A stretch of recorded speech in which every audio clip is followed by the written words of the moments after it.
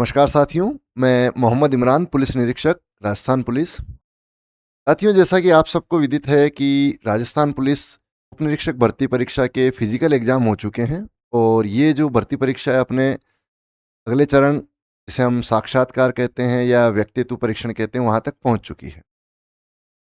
हम अब जो चर्चा करेंगे वो इस बिंदु पर रहेगी कि साक्षात्कार में आप किस तरह की तैयारी करें, अपने आप को किस तरह से प्रेज़ेंट करें। तो आप जो अपना नॉलेज है, ज्ञान है, वो अपनी लिखित परीक्षा में आप दिखा चुके हैं, आपने एग्ज़ाम दिया, आपने उसको क्लियर किया। आप अपना जो शारीरिक दक्षता थी, वो अपने फिज़िकल एग्ज़ाम में दिखा चुके हैं और अब आप उन दोनों जो बैरियर है या दोनों जो स्टेप है, उनको क्रॉस करके नेक्स्ट स्टेज पे आए हैं। लेकिन ये स्टेप दोनों स्टेप से अलग है। यहाँ आपको प्रत्यक्ष रूप से आयोग के सदस्यों और वरिष्ठ अधिकारियों के सामने मुखातिब होना पड़ेगा, अपना परिचय देना पड़ेगा, अपने ज्ञान का, अपनी क्षमताओं का। सबसे पहले तो मैं बता दूं, एक सब इंस्पेक्टर जो भर्ती परीक्षा है, बहुत कम ऐसी भर्ती परीक्षाएं इस ग्रेड पे में जिसमें इंटरव्यू की व्यवस्था है। लेकिन इंटरव्यू की व्यवस्था क्यों है, इसके पीछे मैं जो रीज़न मैं मानता हूँ कि सब इंस्पेक्टर भर्ती परीक्षा है, होने को एक सेकेंड ग्रेड भर्ती है, कोई इसके समकक्ष कई और रैंक है। लेकिन एक स्पाइडरमैन फ़िल्म आपने देखी होगी, तो एक उसमें है कि बड़ी शक्तियों के साथ बड़ी ज़िम्मेदारियाँ। तो इसमें आपको काम करते वक़्त शक्तियाँ भी बहुत मिलती है, तो साथ ही ज़िम्मेदारियाँ भी ये इकलौती ऐसी सेवा है या इकलौती ऐसी सर्विस है जो चैलेंजिंग है। आपको हज़ारों लोगों की भीड़ को फ़ेस करना पड़ेगा। डीजीपी रैंक के अफ़सर से भी बात करनी पड़ सकती है और तो और आपको हाई कोर्ट और सुप्रीम कोर्ट को भी पेश करना पड़ेगा, उनको अपना पक्ष रखना पड़ेगा, अपना जवाब। तो इसमें केवल किताबी ज्ञान या विषय का नॉलेज होना ही मात्र पर्याप्त नहीं है। तो इसी क्षमता को परखने के लिए ये एक जो स्टेप है, ये है आपका इंटरव्यू। और इंटरव्यू अगर मैं कहूँ तो एक इसके लिए थोड़ा संकीर्ण होगा, ये है आपका पर्सनैलिटी टेस्ट। आप में से जो भी ज़्यादातर लोग बीएड कर चुके होंगे, तो पर्सनैलिटी में आपका केवल ज्ञान ही नहीं, आपका फिजिकल अपीयरेंस है, आपकी समझ है, आपका किसी मुद्दे पे किस तरह से आप प्रतिक्रिया करते हैं, आप लोगों से किस तरह कम्युनिकेट करते हैं, अधिकारियों से किस तरह कम्युनिकेट करते हैं और परिस्थितियाँ जो अलग-अलग हैं उसमें आप किस तरह से निर्णय लेते हैं, ये सब क्षमता आपकी जाँची जाएगी। लेकिन इसमें सबसे बड़ा चैलेंज है कि आपका इंटरव्यू 15 मिनट, 20 मिनट, आधा घंटा। आपको इस अल्प अवधि में अपना व्यक्तित्व का सर्वश्रेष्ठ प्रदर्शन करना है। रिटन एग्जाम में आपके पास 3 घंटे होते हैं, आप एक सवाल पे चर्चा विचार करते हैं, को छोड़ देते हैं कि बाद में देखेंगे, लेकिन यहाँ आपको दोबारा उसको रिकॉल करने का मौका नहीं मिलेगा या आप इंटरव्यू के लास्ट में या 1 घंटे बाद आके नहीं कह सकते कि सर मुझे उस चीज़ का जवाब याद आया कि मैं आपको उसके बारे में नहीं, ये चीज़। दूसरी बात ये है कि जो आयोग के सदस्य होते हैं, सामान्य सदस्य और जो बोर्ड में बैठने वाले विशेषज्ञ या वरिष्ठ आईपीएस, आईएएस अधिकारी, तो आपको ये भी देखना पड़ेगा वो बहुत ज़्यादा एकेडमिक स्ट्रॉन्ग है। जो भी वहाँ बैठे हैं, सीनियर आईएएस हैं, आईपीएस हैं, वो अपने-अपने एकेडमिक्स में बहुत मास्टर हैं। दूसरा, उनका जो लाइफ़ का एक्सपोज़र है, एक्सपीरियंस है, बहुत ज़्यादा है। एक आईजी साहब आपके इंटरव्यू बोर्ड में बैठे हैं, तो वो कई जिलों के एसपी रह चुके हैं, कई रेंज में आईजी रह चुके हैं, उन्होंने अलग-अलग ज़िम्मेदारियाँ निभाई। तो उनका एक्सपीरियंस बहुत वास्ट है, उन्होंने अलग-अलग परिस्थितियाँ देखी है। तो आपके सामने जो प्रश्न रखे जाएँगे, उन प्रश्नों का भी स्तर है, वो काफ़ी अलग होगा, उनमें बहुत ज़्यादा वैरायटी होगी। तो अब हम इसको विधिवत रूप से शुरू करते हैं कि आप इंटरव्यू की तैयारी कैसे करें। देखिए, सबसे पहले आप एक चीज़ क्लियर कर लें कि जब आप इंटरव्यू में जा रहे हैं, तो जो आयोग है और पुलिस विभाग है, उसको एक डिसिप्लिन और एक सिंसियर आदमी चाहिए। डिसिप्लिन और सिंसियर का मतलब है, आप बहुत ज़्यादा हष्ट-पुष्ट हो सकते हैं, बहुत ज़्यादा सुंदर हो सकते हैं, लेकिन उन्हें कोई कूल बंदा नहीं चाहिए। तो इसका पहला सिद्धांत ये है कि आपका अपीयरेंस, आपका जो पहला अपीयरेंस है, हम एक कहावत है, first impression is the last impression. तो आपका जो अपीयरेंस है, इसमें बहुत बड़ा रोल करेगा। आपकी हाइट क्या है, आपका कलर क्या है, उस पे आपका कोई बस नहीं चलेगा, क्योंकि वो बाय बर्थ है, जेनेटिक्स से आपकी कोई टॉल हो सकता है, किसी की हाइट कम हो सकती है, कलर में डिफरेंशिएशन हो सकता है, लेकिन इसके अलावा कई चीज़ें ऐसी है आपकी अपीयरेंस की, जिस पर आपको काम करना है या उन पे हमको इम्प्रूवमेंट करना है। तो अपीयरेंस के लिए सबसे पहली बात है, जो ही आप इंटरव्यू में के लिए बोर्ड के सामने एंटर होंगे, तो आपकी ड्रेसिंग। तो सबसे पहला जो बिंदु आता है, वो आता है ड्रेसिंग का। ड्रेसिंग और ग्रूमिंग पे हम बात करते हैं। तो ड्रेसिंग बेसिकली हम बात करें, मेल कैंडिडेट हैं वो अपनी ड्रेसिंग बिल्कुल फॉर्मल रखें, पूरी बाजू का शर्ट पहने, और 2-3 क्लासिक कॉम्बिनेशन है, आप उनको ट्राई करें। सभी कैंडिडेट्स उन्हीं को फॉलो करते हैं और उनमें कहीं कोई कमी भी नहीं है। ब्लैक एंड वाइट का कॉम्बिनेशन है, वाइट शर्ट है और ब्लैक पैंट है, या ब्लू कॉम्बिनेशन है, लाइट स्काई ब्लू शर्ट है, नेवी ब्लू पैंट है। इसके अलावा ब्लैक पैंट पे स्काई ब्लू शर्ट आप पहन सकते हैं। कोई भी फॉर्मल लाइनिंग का आप शर्ट पहन लें और पैंट पहन लें, और अनिवार्य रूप से आप इसमें जूते पहनेंगे जब तक कि आपके उस समय, अगर कोई मान लीजिए कोई कैंडिडेट है, कोई पाँव में मोच या फ्रैक्चर ऐसी कोई स्थिति है, आपको ये भी सलाह दी जाती है, सुझाव दी जाती है, इंटरव्यू से पहले ऐसी कोई एक्टिविटी करने से बचे जिससे आपके स्वास्थ्य पर नेगेटिव प्रभाव पड़े। उससे आपका इंटरव्यू प्रभावित होगा, आपका प्रेजेंटेशन, आपका अपीयरेंस सभी प्रभावित होगा। आपको जूते पहनने कोशिश करें, लेस के जूते पहने, ब्लैक जूते पहने, और जूते उसी दिन पॉलिश करे हुए हैं, क्योंकि हो सकता है बोर्ड की नज़र आपके इंटरव्यू में पड़े और आपके जूते गंदे हैं या स्पोर्ट शूज़ है, तो वो आपको एक नेगेटिव या अनपेक्षित असहजता का एक आपको अपीयरेंस देगा। जो भी आप पैंट शर्ट पहन रहे हैं, बेल्ट अनिवार्य रूप से लगाएं। इसके अलावा ग्रूमिंग में सबसे महत्वपूर्ण चीज़ है, आपको क्लीन शेव जाना है। आप व्यक्तिगत जीवन में दाढ़ी रखते हैं ना रखते हैं वो आपकी रुचि का विषय है, लेकिन जब भी आप इंटरव्यू बोर्ड के सामने जा रहे हैं उस दिन आपको सुबह ही क्लीन शेव होना है। ऐसा नहीं, दो कई लोग ट्रिम करके चले जाते हैं, ट्रिम नहीं, आप क्लीन शेव होके जाइए। और जो कैंडिडेट मूंछ रखते हैं, आपकी मूंछ प्रॉपर सेट हो। इसी तरह से आपके बाल हैं, उनकी कटिंग प्रॉपर होनी चाहिए। बहुत ज़्यादा छोटा करवाने या बिल्कुल मिलिट्री कट कराने की ज़रूरत नहीं, लेकिन लहराते हुए, इनको हम जुल्फे कह सकते हैं, उस तरह का ना हो। आपके बाल बोर्ड के सामने जब आप जा रहे हो सलीके से बने हो, अनावश्यक कोई जेल वगैरह ऐसी चीज़ ना हो, तेल आपका बहुत ज़्यादा ऐसे खुशबूदार ना हो, जो सिंपल एक फॉर्मल होता है, आपको उस तरह का अपना लुक रखना है। आपको क्लीन शेव रखनी है। हाँ, जो भी सिख कैंडिडेट हैं, सिख मेल कैंडिडेट, वो अपनी दाढ़ी रख सकते हैं, उसमें कोई इशू नहीं है। सिख कैंडिडेट हैं वो अपनी टर्बन पहन के जाएं, और फॉर्मल टर्बन आप पहने। कई बार हम देखते हैं इंटरव्यू में लोग जाते हैं टाई लगा के जाते हैं। बिल्कुल, टाई एक बहुत अच्छा आपके पर्सनालिटी को एक अच्छा लुक देता है, लेकिन टाई के लिए मेरी आपको ये सलाह है कि टाई आप तभी लगाएं अगर आपको टाई बांधना आता है। कई बार पूर्व जो भी अलग अलग एग्जाम हुए बोर्ड में, बोर्ड मेंबर्स ने टाई के नोट के बारे में या टाई बांधने के बारे में सवाल किए। अगर आपको नहीं आएगा तो ये असहजता की स्थिति होगी। और फिर भी अगर आप टाई लगाना चाहते हैं तो आपको सलाह सुझाव ये है, 1-2 बार टाई लगा के पहले से उसका अभ्यास करें, क्योंकि टाई आपके कॉलर को बिल्कुल ब्लॉक सा करती है, तो आपको असहजता करेगी। आप सवाल का जवाब देते टाइम बार बार अपनी कॉलर को या टाई को एडजस्ट करेंगे, तो उससे थोड़ा सा इंटरव्यू इंटरप्ट होगा, आप भी असहज होंगे, आपकी प्रभाविता थोड़ी कम होगी। तो टाई आप लगा सकते हैं। टाई जो है बिल्कुल फॉर्मल कलर की हो। अगर आप ब्लू कलर का ये शर्ट पहनते हैं वाइट, आप ब्लू कलर की लगाएं। कटक रंग या फैंसी टाई किसी प्रकार की ना लगाएं, वो शादी ब्याह के लिए आप रिजर्व रखें, सामाजिक कार्यक्रमों में या किसी उत्सव में पहने।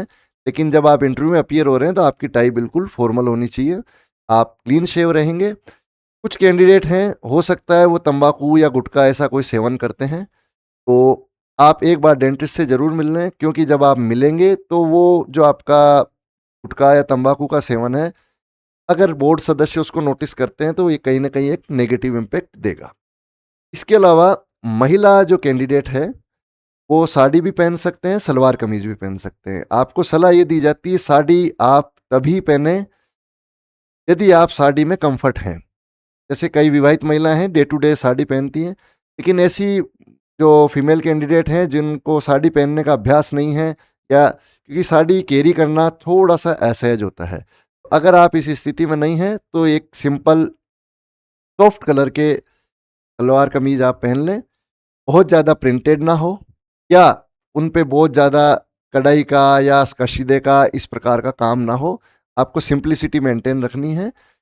आयरन अच्छे से होनी चाहिए, चाहे मेल कैंडिडेट हो चाहे फीमेल कैंडिडेट हो। आपको ये सलाह दी जाती है कि जब आप इंटरव्यू के लिए अपीयर कर रहे हैं तो जब आप वो अपनी ड्रेस पहन रहे हैं उसी टाइम उसको आयरन करें, ताकि छोटे मोटे सलवट उससे निकल जाए। वापस में आता हूँ महिला कैंडिडेट पे। महिला कैंडिडेट कोशिश करें जूड़ा बांध के जाने की। खुले बाल हैं, बार बार उनको पीछे करना वो एक तरह से इंटरप्ट करता है। पुलिस में भी ट्रेनिंग के दौरान भी, और वरिष्ठ महिला अधिकारी भी होती हैं, वो जूड़ा ही रखते हैं, तो एक इससे फॉर्मल लुक आता है, एक ऑफिशियल लुक आता है। तो आप अपने जो बाल हैं उनको जूड़ा बना के रखें।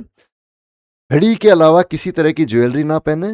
ज़्यादा से ज़्यादा आप नाक या कान में नोज पिन या ईयर पिन पहन लें, ज़्यादा हेवी ना हो, क्योंकि वो अनपेक्षित आप किसी भी कैंडिडेट के बारे में ध्यान आकर्षित करते हैं या बाल उनमें उलझ सकते हैं, तो आप उसमें अपने नाक और कान की जो ज्वेलरी है वो बिल्कुल फॉर्मल रखें। इसके अलावा अतिरिक्त कोई हार, चूड़ी, कड़े ये ना पहने। मेल कैंडिडेट भी ये ध्यान दें, आप घड़ी पहन सकते हैं, फॉर्मल घड़ी पहनेंगे तो अच्छा लगेगा। इसके अलावा हाथ में किसी प्रकार का कड़ा, कान में किसी प्रकार की बाली या कोई चेन मोटा, इसी तरह मोटी कोई भी जो है चेन है, ऐसा ना पहने, क्योंकि ये एक अच्छा लुक, फॉर्मल लुक नहीं देते हैं। तो आप अपनी ड्रेसिंग का ध्यान रखें। महिलाएं बहुत ज़्यादा ऊंची हील ना पहने। कई बार ये होता है कुछ कैंडिडेट, महिला कैंडिडेट खास तौर पे, जिनकी हाइट कम होती है तो वो अपनी हाइट बढ़ाने के लिए हाई हील पहन के जाते हैं। तो वो पहन के जा सकते हैं, लेकिन वो सहज नहीं होती, यूज टू नहीं होती है। तो आप जो भी पहन रहे हैं आप उसमें यूज टू होने चाहिए, और वो साफ सुथरे होने चाहिए, फॉर्मल होने चाहिए। और बालों के लिए जैसे मैंने आपको बताया, बाल आपके बंधे हुए हो, जुड़ा होगा तो ज़्यादा बेहतर लगेगा। कुछ महिलाएं वेस्टर्न फॉर्मल पहनना चाहती है, आउटफिट पहनना चाहती है, तो वो आउटफिट पहन सकती है, उसमें कोई नहीं। बशर्ते, मैं एक बार रिपीट कर रहा हूँ बार बार आपके, कि आप उसको पहनने में असहज हो। आप ऐसा ना हो कि इंटरव्यू के दिन ही पहली बार वो वेस्टर्न आउटफिट पहन रहे हैं और आप खुद सहज नहीं हो पा रहे हैं, तो आपको बार बार डिस्टरबेंस होगा। यदि आप वेस्टर्न आउटफिट हैं, कोट पैंट जैसा जो एक फॉर्मल ऑफिस सूट होता है, आप पहन सकते हैं, उसमें कोई दिक्कत नहीं। ये है। अगर आप टाई बांध रहे हैं, फिर मैं मेल कैंडिडेट के लिए कह रहा हूँ, तो आपको टाई की अगर नोट वगैरह के बारे में या बांधने के बारे में पूछे, तो आपको एक साधारण इसकी जानकारी होनी चाहिए। ये हमारी बेसिक ग्रूमिंग हो गई, हमारा बेसिक अपीयरेंस हो गया। अब जो हमारा अगला चरण है, देखिए हम अपने ग्रूमिंग और अपीयरेंस पे बात कर चुके हैं। अब आप बोर्ड के सामने पेश होने के लिए, प्रस्तुत होने के लिए तैयार हैं, तो आपको थोड़ी सी तैयारी करनी पड़ेगी। जिस तरह से आप मूवीज़ में देखते हैं, किसी शॉट को या किसी सीन को फाइनल करने के पहले अभिनेता है उसकी बार बार तैयारी करता है, तो इसके लिए मैं कह सकता हूँ, आप में से कई लोग ऐसे होंगे जो कभी किसी अधिकारी से नहीं मिले या ऐसी परिस्थिति में नहीं, तो आप थोड़े असहज होंगे, तो इसके लिए आपको बार बार तैयारी करनी पड़ेगी। तो कुछ दिन अगर आप तैयारी करेंगे तो आप में कॉन्फिडेंस भी आ जाएगा, आपकी चाल ढाल उसी के अनुरूप हो जाएगी। देखिए, जो ही आपका टर्न आता है, आपको बताया जाता है कि मिस्टर एक्स आप जाइए, आपको बुला रहे हैं, सीधा धड़धड़ाते हुए नहीं घुसना है रूम में, थोड़ा सा दरवाज़ा खोलना है और स्पष्ट रूप से साफ आवाज़ में बोर्ड के सदस्यों से अनुमति लेनी है। अनुमति सिंपल, मे आई कम इन सर, फॉर्मल अनुमति है वो है, क्योंकि उनको भी इंटरव्यू लेना है, वो यस कम इन या आ जाइए बोल देंगे। यूं ही आप हैं, गुड मॉर्निंग या जो भी आपका समय है, मान लीजिए आपका इंटरव्यू सुबह के उसमें है, शिफ्ट में है, तो गुड मॉर्निंग कर सकते हैं। मान लीजिए आपका इंटरव्यू शाम के फेज में है या दोपहर के बाद है, तो गुड आफ्टरनून या गुड इवनिंग। इसके अलावा जो कैंडिडेट पूर्व में पुलिस में है, अच्छी चीज़ ये है कि हर बार उपनिरीक्षक की भर्ती परीक्षा में बड़ी संख्या में कांस्टेबल बंधु सेलेक्ट होते हैं। तो यदि आप राजस्थान पुलिस में ऑलरेडी सर्व कर रहे हैं, तो आप जय हिंद भी कर सकते हैं, हल्का सा सलूट भी कर सकते हैं, तो एक आपका अच्छा इसमें प्रेजेंटेशन रहेगा। जय हिंद सर। तो अब जो ही आप कमरे में प्रवेश करते हैं, ये चीज़ ध्यान रखें, कमरे ज़्यादातर तो स्टॉपर लगे हुए रहते हैं, लेकिन उस कमरे के दरवाजे को न तो बहुत ज़ोर से खोलना है और न ही ज़ोर से बंद करना है, आवाज़ नहीं आनी चाहिए। फिर जब आपको अनुमति मिल गई, कम इन बोल दिया गया, तो आप सीधे जाके नहीं बैठेंगे। बोर्ड का होता है, मैं आपको बता दूं, एक बड़ी सी टेबल होती है, उसमें पीछे की तरफ 3 या 4 सदस्य, कई बार 5 भी होते हैं, वो होते हैं, और सामने एक चेयर होती है। उस चेयर के आगे एक छोटी सी टेबल होती है जो आपके लिए होती है। तो आप जब जाएंगे, दो परिस्थितियां हो सकती है, आपको आपके डॉक्यूमेंट अलाउ करे, और दूसरी परिस्थिति ये हो सकती है कि सारे डॉक्यूमेंट ऑलरेडी उनके पास कॉपी होती है, तो आपको बिना डॉक्यूमेंट के खाली हाथ भी जाना पड़े। दोनों परिस्थितियों में आप जा रहे हैं, तो आप बिल्कुल सीधे कॉन्फिडेंस से चलते हुए जाएंगे। आपकी चाल ऐसी ना हो कि जैसे यूं लगेगा आप परेड कर रहे हैं, या बिल्कुल यूं भी ना हो गर्दन झुकी हुई हो। कई बार विनम्रता के कारण या विनम्र दिखने के लिए हम कंधे झुका लें, गर्दन झुका लें, ये नहीं। हमारी जो बॉडी है बिल्कुल सीधी स्ट्रेट होनी चाहिए, कॉन्फिडेंस से भरी हुई होनी चाहिए। कॉन्फिडेंस हो, ओवर कॉन्फिडेंस ना हो, अकड़ ना हो हमारी चाल में, ये हमको ध्यान रखना है। तो जो ही आप जब उस कक्ष में प्रवेश करेंगे, आप जाइए, जो कुर्सी आपके लिए रखी हुई है उसके पास जाके खड़े हुइए। विद इन सेकेंड्स मेंबर खुद ही कह देंगे, या जिस वक्त आप एंट्री करेंगे उसी वक्त वो कह देंगे सिट, बैठ जाइए, या सिट डाउन कहेंगे। उस वक्त आपको धन्यवाद देना है विनम्रता पुरुष, थैंक यू सर, या जो भी अगर महिला अधिकारी हैं तो थैंक यू मैम, जिसने भी आपको कहा है आपको उसको धन्यवाद देना है। लेकिन ध्यान ये रखना है, बोर्ड की अनुमति मिलने के बाद ही आपको वहां बैठना है। आप बैठते हैं तो कुर्सी को भी खिसकाते वक्त थोड़ी सी विनम्रता रखिए, न तो बहुत जल्दी न बहुत धीरे। कई बार कुर्सी आवाज करती है तो थोड़ा सा उससे डिस्टर्बेंस सा होता है, अच्छा नहीं रहता है। कुर्सी खींचते समय किसी तरह का आपको शोर नहीं करना है। बैठने का तरीका, बैठने का तरीका बहुत ज़्यादा कैजुअल भी ना हो और बहुत ज़्यादा, न तो आपको अकड़ के बैठना है, ना आपको पूरा चेस्ट ओपन करके करना है, ना आपको। बेसिक तरीका इसका ये है कि जो भी कुर्सी आप अपने घर पे भी करते हैं, कुर्सी को पूरा कवर करें। आपकी जो पीठ है कुर्सी के पिछले हिस्से को कवर करें, आपके हिप बिल्कुल पीछे रहें, ताकि आप कुर्सी को पूरा कवर कर लें। और आपके दोनों हाथ सामान्यतः कोशिश ये करें उनको बांध के टेबल के नीचे रखें, ताकि कई बार क्या होता है कैंडिडेट जब अपना जवाब देता है तो हाथ से एक्सप्लेन करने लग जाता है। आप टीचर नहीं है और वो आपके स्टूडेंट नहीं है, जिस तरह से अभी मैं कर रहा हूँ। आपको ये पोजीशन नहीं रखनी है। आपको या तो आपका फोल्डर है तो उसको फोल्डर को अपने हाथ में रखें, नहीं तो हाथ बांध के टेबल के नीचे कर लें। अगर आपको इस तरह की आदत है कि आप बोलते टाइम एक्सप्रेसिव हो जाते हैं और अपने हाथ का मूवमेंट करते हैं, तो आप इसका अभ्यास करें। जब आप मॉक इंटरव्यू दें या घर पे दें तो बोलते टाइम अपना हाथ, क्योंकि आपको 10 से 15 मिनट तक अपनी इस आदत पे कंट्रोल रखना है। ये अगर आप अपने हाथों का या गर्दन का मूवमेंट भी, कई लोग हाँ हाँ यस यस नो, ये नहीं, गर्दन भी आपकी स्ट्रेट होनी चाहिए। तो आपका बैठने का तरीका बिल्कुल प्रोफेशनल होना चाहिए। सीट को आप पूरी कवर करें, आपकी पीठ पीछे टच रहे और आपके हाथों का अनावश्यक मूवमेंट नहीं होना चाहिए। बहुत ज़्यादा कैजुअल फेल के भी ना बैठें और संकोच में ना बैठें। कई लोग बिल्कुल सीट के आगे बैठते हैं, गर्दन झुक जाती है, तो इससे आप में कॉन्फिडेंस की कमी झलकती है। उन लोगों को विनम्र आदमी चाहिए, लेकिन दब्बू नहीं चाहिए, क्योंकि आपको भीड़ का सामना करना पड़ेगा। तो आप में कॉन्फिडेंस होना चाहिए। और डे टू डे की लाइफ में भी अगर आप सेलेक्ट होते हैं, आपको पुलिसिंग करते हैं, तो आपको कई बार एसपी साहब, आईजी साहब या मजिस्ट्रेट, सबके पास जाना पड़ेगा और अपनी बात रखनी पड़ेगी। तो इसलिए आपको आपके कॉन्फिडेंस भी होना चाहिए, लेकिन विनम्रता भी होना चाहिए। इन दोनों चीज़ों को हमको ध्यान रखना है। अगली चीज, इंटरव्यू जब आप दे रहे हैं, आपसे कोई सवाल पूछा जा रहा है, आप कुछ भी बात कर रहे हैं, कुछ जवाब दे रहे हैं, तो गर्दन ना तो नीचे झुकानी है, ना दाएं बाएं देखना। अक्सर कैंडिडेट पहली बार आरपीएससी आया, मन बड़ा प्रफुल्लित सा है, तो वो दीवारों की तस्वीरों को देख रहा है, ऑफिस की डिजाइन देख रहा है, नहीं। या वो इतना संकोच है, सामने एक सीनियर आईएएस अधिकारी, आईपीएस अधिकारी या बोर्ड के मेंबर या चेयरमैन साहब बैठे हैं, आप उनसे नजर नहीं, आपको आई कांटेक्ट रखना है। आई कांटेक्ट में एक चीज है, जिस सदस्य ने सवाल पूछा है उससे ज्यादा आई कांटेक्ट रखें, 70%। बाकी जब जवाब दे रहे हैं तो थोड़ा सा आई का मूवमेंट करके दूसरे सदस्यों से भी बात करें, लेकिन आई कांटेक्ट अनिवार्य है। ये आपके कॉन्फिडेंस को दर्शाता है, इससे आपकी बात में वजन आएगा। बिना आई कांटेक्ट के आप बात करेंगे तो इससे एक तो ये कॉन्फिडेंस की कमी को दर्शाता है, दूसरा ये कहीं ना कहीं एरोगेंस और इग्नोरेंस दोनों को दर्शाता है कि आप बोर्ड के सदस्य हैं, बोर्ड के जो मेंबर हैं, उनका सम्मान नहीं कर रहे, उनको तवज्जो नहीं दे रहे। तो आपको आई कांटेक्ट रखना है। जवाब देते समय, जैसा कि मैंने पहले ही बताया, ओवर एक्सप्रेसिव नहीं होना है। बॉडी का मूवमेंट जो है उसको तो कंट्रोल रखना ही रखना है। कई बार हमारे प्रश्न का, वो जो पसंद का प्रश्न पूछा गया, हमें अच्छे से जवाब आता है या हम उससे किसी तरह जुड़े हुए हैं, तो हमारी टोन चेंज नहीं होनी चाहिए। हाँ हाँ सर मैं जानता हूँ, नहीं, ये एक डिसरेस्पेक्ट और अशिष्टता की निशानी है। आपका जवाब चाहे कोई भी है, आपकी जो टोन है वो मेंटेन होनी चाहिए। ना तो इतनी धीरे हो कि मेंबर सुन ही नहीं पा रहे, उनको बार बार कहना पड़ रहा है। अगर आप इतना धीरे बोलेंगे तो सदस्यों की आप में अरुचि हो जाएगी, क्योंकि आपकी बात उन तक पहुंच नहीं पा रही। हो सकता है आपने बहुत अच्छी तैयारी की हो, आपका बहुत अच्छे से तैयार हो, लेकिन आपकी बात ही 5 लोगों तक नहीं पहुंच पा रही है, तो वो प्रभाव नहीं छोड़ पाएंगे आप। या आप ओवर एक्सप्रेसिव लाउड हो जाओगे तो ये अशिष्टता की श्रेणी में आएगा। तो आपको लाउड भी नहीं होना है, ओवर एक्सप्रेसिव नहीं होना है।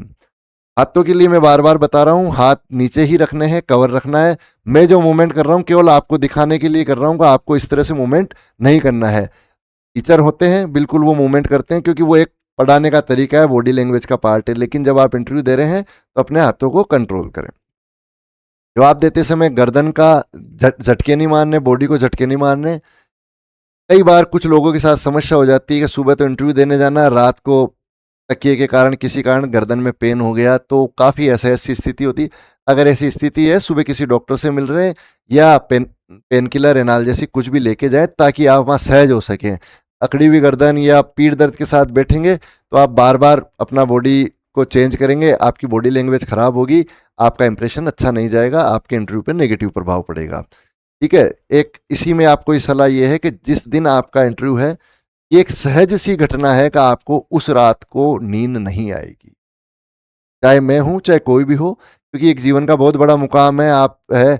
आपके मन में कई सारी आशंकाएं भी है और कई सारी आकांक्षाएं भी हैं, तो वो सहज है, लेकिन कोशिश करें 10 बजे सो जाए और समय से उठे, नींद पूरी करें। अगर नहीं तो आप नींद पूरी नहीं कर पाएंगे तो आपके चेहरे की जो नेचुरल चमक है वो खत्म होगी, एक चीज़ ये है।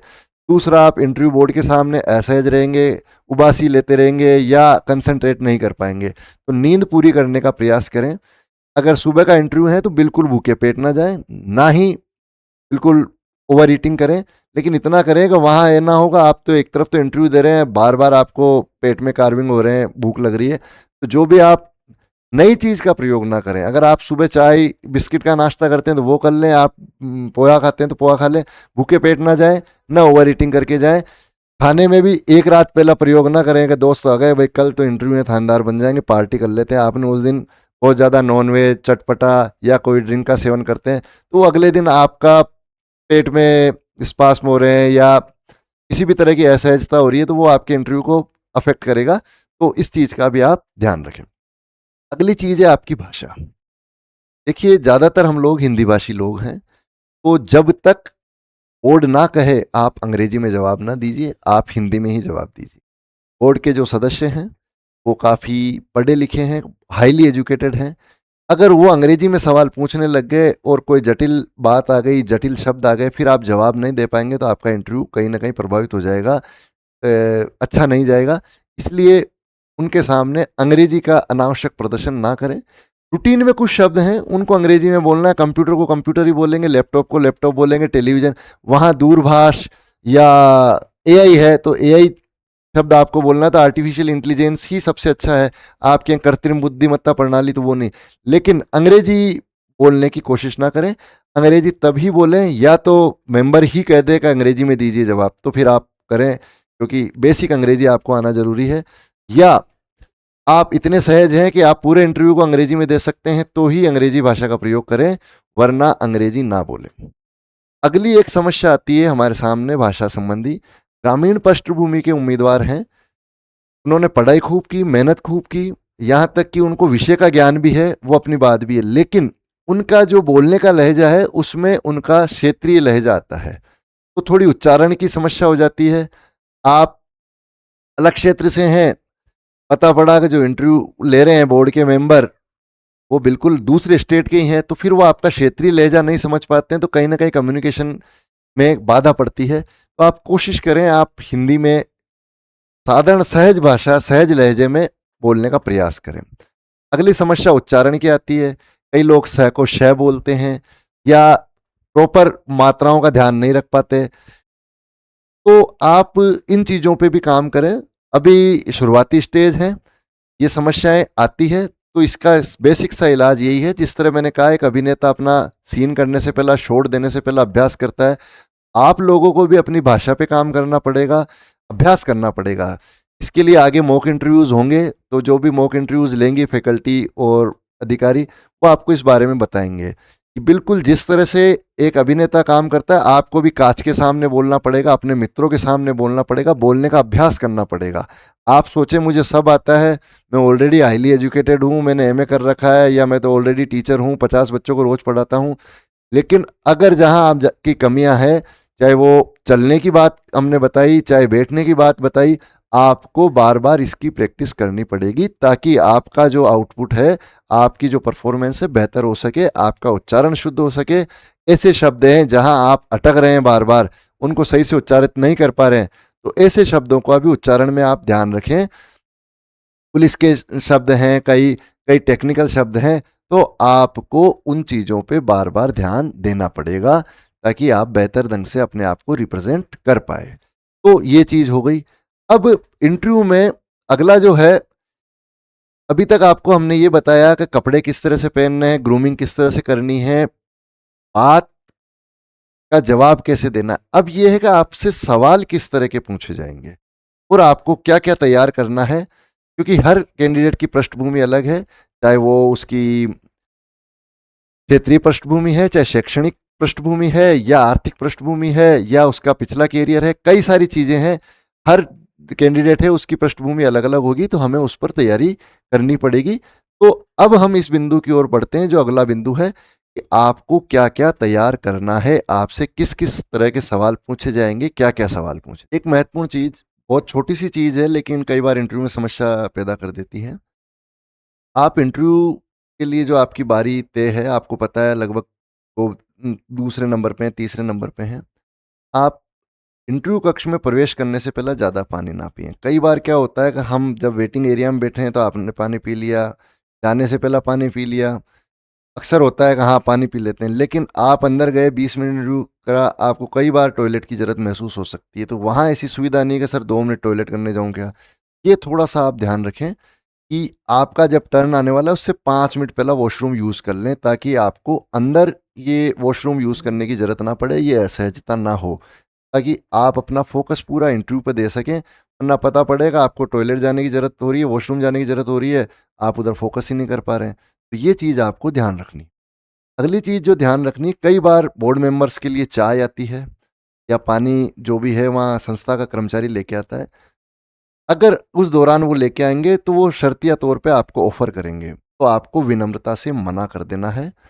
फिर भी अगर बोर्ड बहुत ज़्यादा करना कर रहा है तो आप पानी ले सकते हैं, बस इससे ज़्यादा ना लें। उनको टालने की कोशिश करें, क्योंकि आप पानी या चाय पीते समय वापस असहज होंगे, बहुत ज़्यादा फॉर्मल बनेंगे, तो वो चीज़ आपके लिए सही नहीं होगी। आपको किसी भी प्रकार के जलपान के लिए विनम्रता से मना करना है, सर मैं लेके आया हूँ या लेके आई हूँ। इस तरह से आपको चीज़ को हैंडल करना है। अब जब आप बैठ गए, यहाँ तक की बात हो गई, अब इंटरव्यू शुरू होगा। अब इंटरव्यू शुरू होना, आरपीएससी में सामान्यतः आपका नाम नहीं होता है, वो नंबर के आधार पे होता है। नाम तो आपसे नहीं पूछा जाएगा, लेकिन आपसे सबसे पहला आपकी शैक्षणिक पृष्ठभूमि पूछी जाएगी, आप कहाँ तक पढ़े हो। आपसे पूछा जाएगा आपने 10th कहाँ से करी, आपने 12th कहाँ से करी, आपने ग्रेजुएशन है बीए बीएससी कहाँ से करी। उसके आगे आपकी जो फर्दर एजुकेशन है, बीएड है, एमए है, पीएचडी है, वो जो भी जिस संस्थान से की है उसके बारे में आप पूरा तैयार करके जाएं। आपसे पूछा जाए 10th किस वर्ष में करी, फिर आप ऊपर झांक रहे हैं, दाएं झांक रहे हैं, सर मैंने 10th 2015, नहीं नहीं सर 14। आपका क्लियर होना चाहिए, सर मैंने 2014 में की। कहाँ से की कि sir government senior secondary school so and so. College कहाँ से की कि सर गवर्नमेंट कॉलेज या बांगड़ कॉलेज या महाराजा कॉलेज। जहाँ से की किस वर्ष की, आपके सब्जेक्ट क्या क्या थे, क्योंकि एक आपकी जो बेसिक जानकारी अगर वो ही आप सही से याद नहीं रख पाएंगे तो एक नेगेटिव इम्पैक्ट जाएगा। फिर आप बड़े बड़े केस है या दूसरी जानकारियाँ हैं, जीके के कोई भी चीज़ें हैं, वो कैसे याद रख पाएंगे। तो आप ये याद रखें आपने 10th कब की, 12th कब की, में ग्रेजुएशन कब किया, ग्रेजुएशन में आपके क्या क्या सब्जेक्ट थे, क्या क्या किताबें चलती थी। कई बार है कि ग्रेजुएशन किया, ग्रेजुएशन में क्या सब्जेक्ट था, सर हिंदी साहित्य था। अब वो पता पड़ा कि जो सामने मेंबर बैठे हैं उनमें से एक हिंदी के प्रोफेसर हैं, या जो आईपीएस अधिकारी बैठे हैं वो अपने कॉलेज समय में हिंदी पढ़ चुके हैं तो उनको नॉलेज है। फिर वहाँ से एक नई प्रश्नों की श्रृंखला शुरू हो जाएगी। अच्छा हिंदी साहित्य में आपके कौन सी किताब थी। अब आप, कड़वी सच्चाई है कि साहब मैं तो 1 वीक सीरीज से पास हुआ हूँ, ये वहाँ नहीं कह सकते, या आपके पूरे इंटरव्यू का सत्यानाश कर देंगे। आपको पता होना चाहिए कि हाँ सर मेरी ये किताब थी, भारतीय साहित्य का इतिहास है, या इस कवि की ये रचना थी, या फला साहित्यकार है इनकी ये रचना थी। साइंस थी तो आपके क्या क्या थे, सर मेरे बॉटनी जूलॉजी थी, एक किताब कोरडेटा की थी, एक नॉन कोरडेटा की थी, या बॉटनी में वर्गीकरण था, या इतिहास था तो सर फर्स्ट हमने राजस्थान का इतिहास पढ़ा, विश्व इतिहास, या मध्यकालीन। जो भी आपका था आपको उसकी बेसिक नॉलेज होनी चाहिए। दो चीज़ें हैं, आपने वो एजुकेशन किस वर्ष में करी, कहाँ से करी, आपके परसेंटेज कितने थे, और दूसरा उस विषय के बारे में आपको सामान्य जानकारी हो। हाँ, ये बात सही है। आज 4 साल पहले आपने ग्रेजुएशन करी तो आप पूरा ना बता सकें कि क्या-क्या चीज़ थी, लेकिन उसकी जानकारी तो हो कम से कम आपके सिलेबस में ये चीज़ है।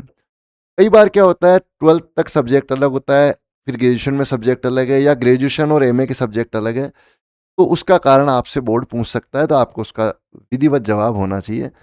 भाई 12th तक आपने साइंस पढ़ी फिर यूँ करी कि सर मैंने पहला नीट की तैयारी करी लेकिन मेरा नहीं हुआ, तो फिर मेरा कंपटीशन की तैयारी करने का मानस था, इसलिए फिर मैंने ह्यूमैनिटीज़ ले ली, आर्ट्स ले ली, या मेरी रुचि इस वजह से इसमें जगी, या सर मैंने बीएससी तो कर ली लेकिन बीएससी करने के बाद मैं कुछ और तैयारी करने लग गया, एमएससी में रेगुलर नहीं कर सकता था, या मुझे महसूस हुआ कि ये सब्जेक्ट पढ़ूंगा तो मेरे रोज़गार के स्कोप ज़्यादा है, या इसमें मेरी रुचि थी इसलिए मैंने ये सब्जेक्ट लिया। कई बार गैप होता है, तो गैप का कारण है वो आपको क्लियर होना चाहिए कि आपने 12th के बाद 2 साल 12th तो आपने 2015 में कर ली, लेकिन आपकी बीएससी 2020 में हुई, तो आप बताएं कि साहब मैंने 2 साल नीट की तैयारी करी या आईआईटी के लिए ड्रॉप किया, इस वजह से मेरे इसमें बीच में गैप है, आपको ही बताना है। शैक्षणिक योग्यता या खुद के बारे में एक चीज़ क्लियर करें, आप डिसाइड करें कि आपको क्या बताना है, क्या नहीं बताना है। आप अगर कोई चीज़ छुपाना चाह रहे हैं, तो फिर उसे पूरा छुपाएँ।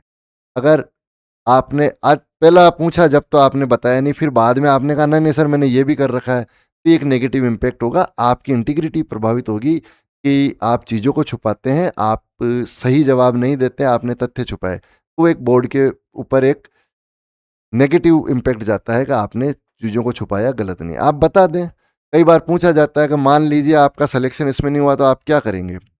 फिर आप पत्ते खोलते हैं कि सर मैंने बीएड कर रखी है, कि मैं तो फिर टीचर की तैयारी करूँगा, या मैंने नर्सिंग कर रखी है। आपने अपने मूल में नहीं बताया, तो कम से कम वहाँ ये तैयारी रखें कि सर हाँ, मेरा इसमें नहीं हुआ तो मैं दोबारा तैयारी करूँगा, या एसएससी की करूँगा, या अन्य परीक्षाओं की। आपको छुपाना और बताना क्या है, वो आप पहली चीज़ तो आप वो ना छुपाएँ जो आपने अपने फॉर्म में डिस्क्लोज़ कर दी है। बेसिक का जब फॉर्म भरा आपने भर्ती परीक्षा का, कई सारी चीज़ें डिस्क्लोज़ हो रखी है। दूसरा, जब आपने इंटरव्यू के समय गए और जो-जो पेपर वहाँ बताए अपनी, वो चीज़ें आपको नहीं छुपानी है, क्योंकि वो आप एक बार डिस्क्लोज़ कर चुके हैं। ये आपको ध्यान रखना चाहिए। अगली चीज़ ये है कि आपने कॉलेज में जो सब्जेक्ट पढ़ा है, या जिसमें एमए किया है, जिसमें आपने नेट स्लेट किया, उसकी थोड़ी आपको अच्छी जानकारी होनी चाहिए। वो अक्सर उसके बारे में पूछते हैं। मान लीजिए आपने आर्ट्स पढ़ा है, तो पॉलिटिकल साइंस है, तो वो पॉलिटिकल साइंस की किसी थ्योरी के बारे में पूछ सकते हैं। मान लीजिए ईरान-इराक युद्ध हो रहा है, सॉरी, ईरान-इज़राइल युद्ध हो रहा है। अब भारत का इसमें विदेश नीति कैसे होनी चाहिए? एक तरफ तो आप कह रहे हैं मैंने पॉलिटिकल साइंस में एमए किया है, या मैं पॉलिटिकल साइंस में पीएचडी कर रहा हूँ या कर रही हूँ, तो वो जवाब ना हो। इतिहास के बारे में कुछ पूछे तो जो बेसिक फैक्ट्स हैं आपको उसकी जानकारी होनी चाहिए। साइंस के बारे में है, आपको वहाँ जाके पूछा और बीएससी कर रखी है, डीएनए की आप फुल फॉर्म नहीं बता पाए, या डीएनए क्या है उस तरह से, तो ये थोड़ा सा गलत होगा। आपको उसकी बेसिक जानकारी, बहुत ज़्यादा नहीं लेकिन बेसिक जानकारी हो। दूसरा एक बिंदु ये है कि आपने जो विषय अपने ग्रेजुएशन में पढ़े हैं, पोस्ट ग्रेजुएशन में पढ़े हैं, या नेट सेलेक्ट किया है, या पीएचडी कर रहे हैं, उसका आप पुलिसिंग में क्या उपयोग कर सकते हैं। थोड़ा सा आप अगर गौर से विचार करेंगे तो हर सब्जेक्ट का पुलिसिंग में कहीं ना कहीं रोल है। जैसे कि आप साइंस पढ़ते हैं, जैसे आप साइंटिफिक इन्वेस्टिगेशन है, डीएनए जांच होती है मर्डर रेप के केसों में, तो इससे थोड़ी सी बेहतर समझ बनेगी। आपकी इंजीनियरिंग रही हुई है कि सर मैं इंजीनियरिंग कर रखा हूँ, तो आजकल साइबर क्राइम होते हैं, मुझे नेटवर्किंग वगैरह की बेसिक समझ है, तो ये बेटर होगा। या मैं इकोनॉमिक्स पढ़ा हुआ हूँ, तो मुझे एक जानकारी ये है कि आर्थिक अपराध हैं वो किस प्रकार से होते हैं, या इसके क्या एस्पेक्ट्स होते हैं। मैं समाजशास्त्र पढ़ी है साहब मैंने, मैं समाजशास्त्र में एमए हूँ, तो वो समाजशास्त्र है, तो अपराधों का जो पैटर्न होता है उस समाज को किस तरह से प्रभावित करता है, या ये कौन सी परिस्थितियाँ हैं जो अपराधों के बढ़ने या घटने के लिए है, तो इसमें आपका समाजशास्त्र की स्टडी आपकी काम में आ सकती है। कई सारी ऐसी चीज़ें हैं जो आपकी ग्रेजुएशन की या जो आपकी एजुकेशन की हैं वो पुलिसिंग में काम आ सकती, कैसे आ सकती है? क्योंकि ये एक video, initial video, introductory video है। ये सब चीज़ें जब आपको आगे तैयारी की जाएगी, तो मान लीजिए एक विद्यार्थी, एक कैंडिडेट हमारे पास आता है, वो कहता है कि सर मेरे ये सब्जेक्ट था, इसको किस तरह से रिप्रेजेंट करना है, तो उसके बारे में आपको फर्दर बताया जाएगा। तो सबसे पहला आपको अपनी व्यक्तिगत जो पृष्ठभूमि है, कई बार जन्म तिथि है, हालाँकि बहुत कम है, लेकिन मान लीजिए आपकी जन्म तिथि है, उसका कोई ऐतिहासिक महत्व है, तो आपको थोड़ा-सा पता रहना चाहिए। आज के दौर में ये बहुत मुश्किल नहीं है। आपकी मान लीजिए जन्म तिथि एक पर्टिकुलर 15 अगस्त है, तो जैसे भारत का स्वतंत्रता दिवस है, और क्या हुआ, और कई सारी चीज़ें हैं, या पर्टिकुलर कोई भी दिन है, उस दिन किसी महापुरुष की जयंती है या बड़ा घटनाक्रम हुआ था, तो आपको थोड़ी-सी इसकी जानकारी होनी चाहिए। उस दिन कोई ख़ास घटना, कोई जन्म, मृत्यु, युद्ध ऐसा कुछ हुआ है, तो आपको उसकी थोड़ी-सी बेसिक जानकारी हो, तो ये आपके लिए बहुत अच्छा होगा। अगला, आपके जो शिक्षक, जहाँ से आपने शिक्षा प्राप्त की है, आपका शैक्षणिक संस्थान है, उसके बारे में थोड़ा जानकारी रखें। कई शैक्षणिक संस्थान होते हैं, बड़े प्रसिद्ध होते हैं। मान लीजिए एक बालिका है, वो वनस्थली विद्यापीठ से पढ़ी, तो वनस्थली विद्यापीठ काफ़ी प्रेस्टिजियस इंस्टीट्यूट है। हीरालाल शास्त्री जी ने उसकी स्थापना की थी। कई सारे जाने-माने लोग वहाँ से पढ़ चुके हैं, तो हमें ये भी जानकारी होनी चाहिए। कई बार आपका शैक्षणिक संस्थान छोटा हो सकता है, लेकिन कोई वहाँ से निकला हुआ आदमी है, उसने अच्छा नाम कमाया, कोई सेलिब्रिटी है, कोई एल्यूमनी है, किसी भी क्षेत्र में हो सकता है, अगर वो चाहे राजनीति के क्षेत्र में हो, चाहे सिविल सेवा के क्षेत्र में हो, चाहे खेल के क्षेत्र में हो, तो आपको थोड़ी-सी जानकारी होनी चाहिए। ये जो आपका शैक्षणिक संस्थान है, इसके कोई भूतपूर्व छात्र हैं, उन्होंने कुछ विशेष अचीवमेंट हासिल किए हैं, तो उसके बारे में आप बता सकें। और इसके अलावा जो मैंने आपको कहा, शैक्षणिक संस्थान है, उसका आपको बेसिक इतिहास भी पता होना चाहिए। अगर वो फेमस है तो, रूटीन की स्कूल है तो कोई ख़ास बात नहीं, लेकिन अगर फेमस है, जैसे आप में से कई सारे लोग राजस्थान यूनिवर्सिटी से आएँगे। राजस्थान यूनिवर्सिटी देखा जाए तो राजस्थान की पहली यूनिवर्सिटी थी। कई वर्षों तक इकलौती यूनिवर्सिटी रही जहाँ से स्टूडेंट निकलते थे, तो और हर साल कोई भी ऐसी बड़ी परीक्षा नहीं है यूपीएससी की, आईएएस, आईपीएस, जहाँ राजस्थान यूनिवर्सिटी के छात्र नहीं निकलते। तो कई सारी प्रसिद्ध हस्तियाँ हैं जो राजस्थान यूनिवर्सिटी की छात्र रही हुई है, तो आपको उनकी जानकारी होनी चाहिए। चलिए, यह हो गया आपकी बेसिक शैक्षणिक पृष्ठभूमि के बारे में जानकारी। अगली जो चीज़ है, क्रम बदल सकता है, जो एक इंटरव्यूज़ में कॉमन होता है, वो पूछी जाती है आपकी हॉबीज़। एक मज़ेदार बात ये है कि हम साधारण परिवारों से आते हैं, हम स्कूल कॉलेज जाते हैं, हमारे दोस्तों के कइयों की तो हॉबी नहीं होती। लेकिन आपको इस बिंदु पे थोड़ी-सी एक्स्ट्रा तैयारी करनी पड़ेगी जब आपके मॉक इंटरव्यूज़ चलेंगे या आप जहाँ भी तैयारी करेंगे। हर आदमी की न चाहते हुए भी कोई ना कोई हॉबी होती है। मैं मेरा व्यक्तिगत बताऊँ, जब मेरा आरएस का इंटरव्यू था तो मुझसे पूछा गया हॉबी बताइए, और वो अभी भी है हॉबी। मुझे मूवीज़ देखना भी काफ़ी पसंद है और किताबें पढ़ना भी काफ़ी पसंद है।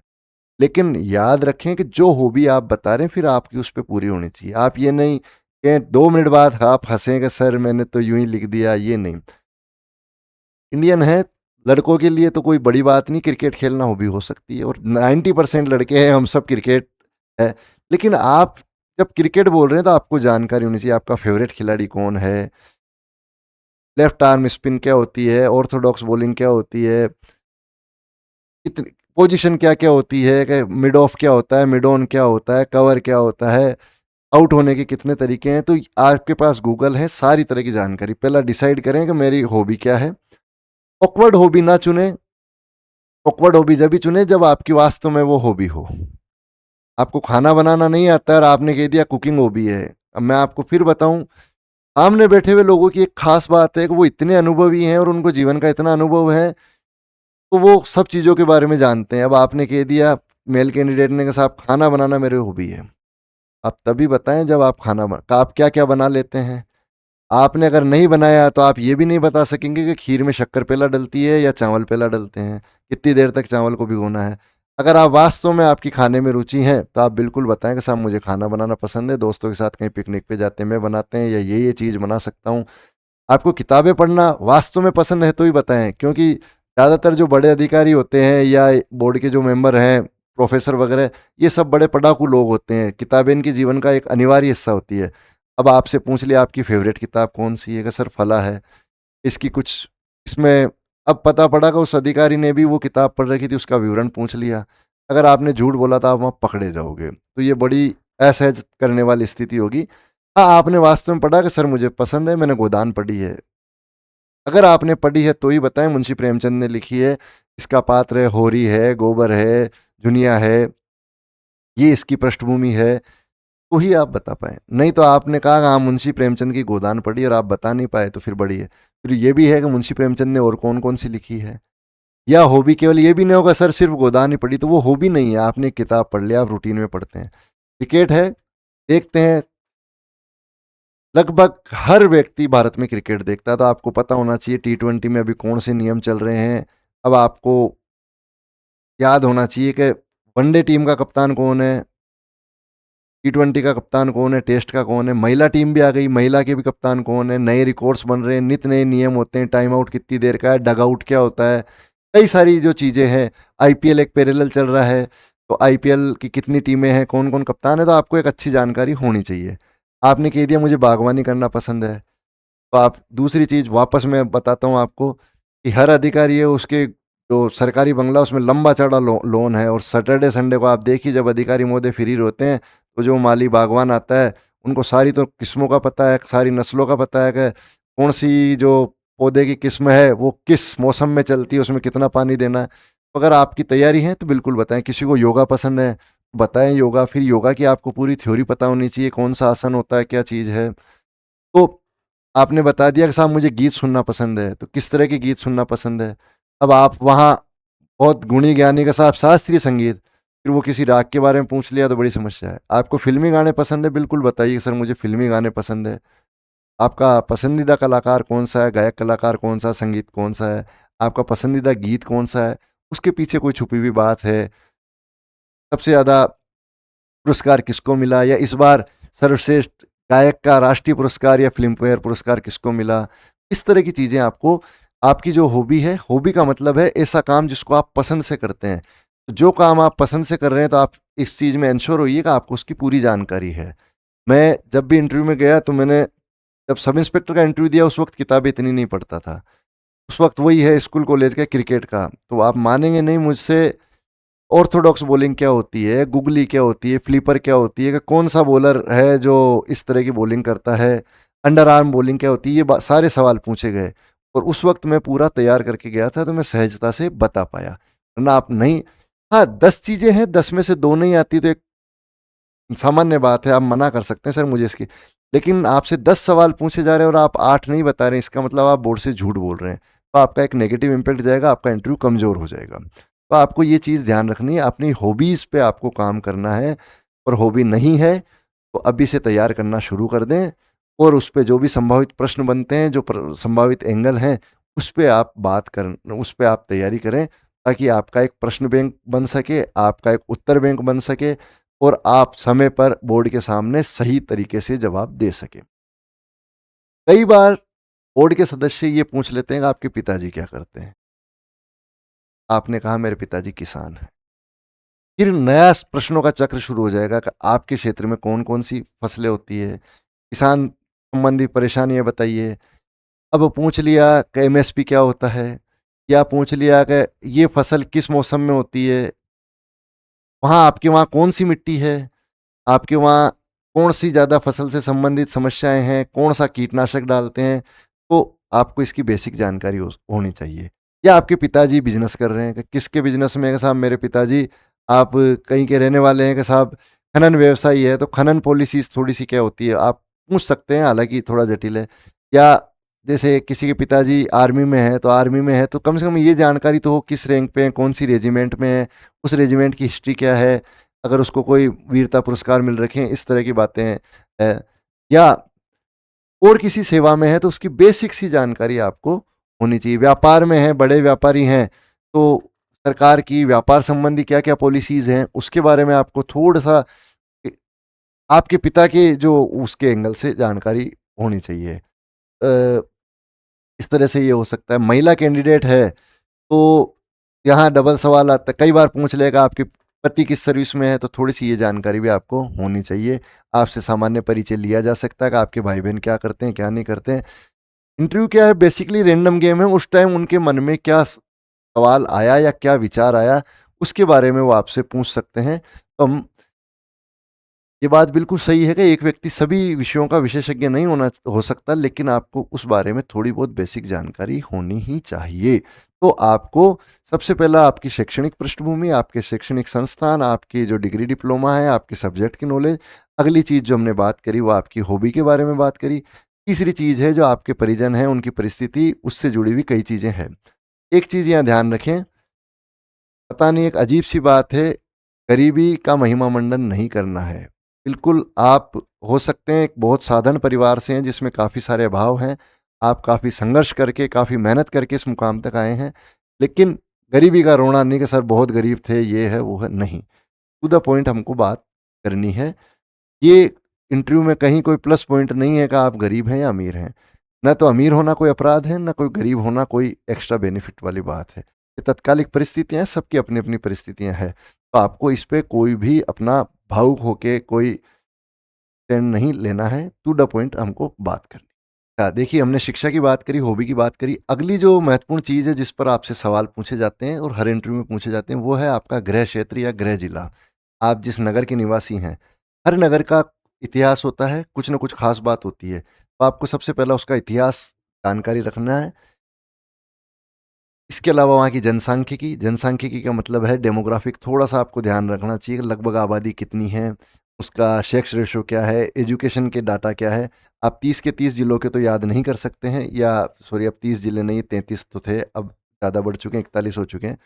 लेकिन आपको जैसे कि आप जीके में भी याद रखते हैं top 3, bottom 3, sex ratio, education, तो आपके ज़िले के जो ख़ास-ख़ास आंकड़े हैं वो आपको याद रखने। अब महत्वपूर्ण चीज़ है, वो आंकड़े पॉजिटिव भी हो सकते हैं, नेगेटिव भी हो सकते हैं, तो आपको उन पे भी ध्यान रखना है। आपसे पूछा जा सकता है कि इसके पीछे क्या रीज़न है। तो ये ध्यान रखें शुरू से। वहाँ का शिक्षा का स्तर क्या है? अजमेर से हैं आप, आपको मेयो कॉलेज के बारे में पूछा जा सकता है। आप पिलानी रहते हैं और पूछ लिया जाए बिट्स पिलानी के बारे में, आप ये जवाब ना दें मैं बिट्स में ना पढ़ा हूँ, लेकिन आपको बिट्स की जानकारी होनी चाहिए, वो एक नेशनल लेवल का इंस्टीट्यूट है, एक है।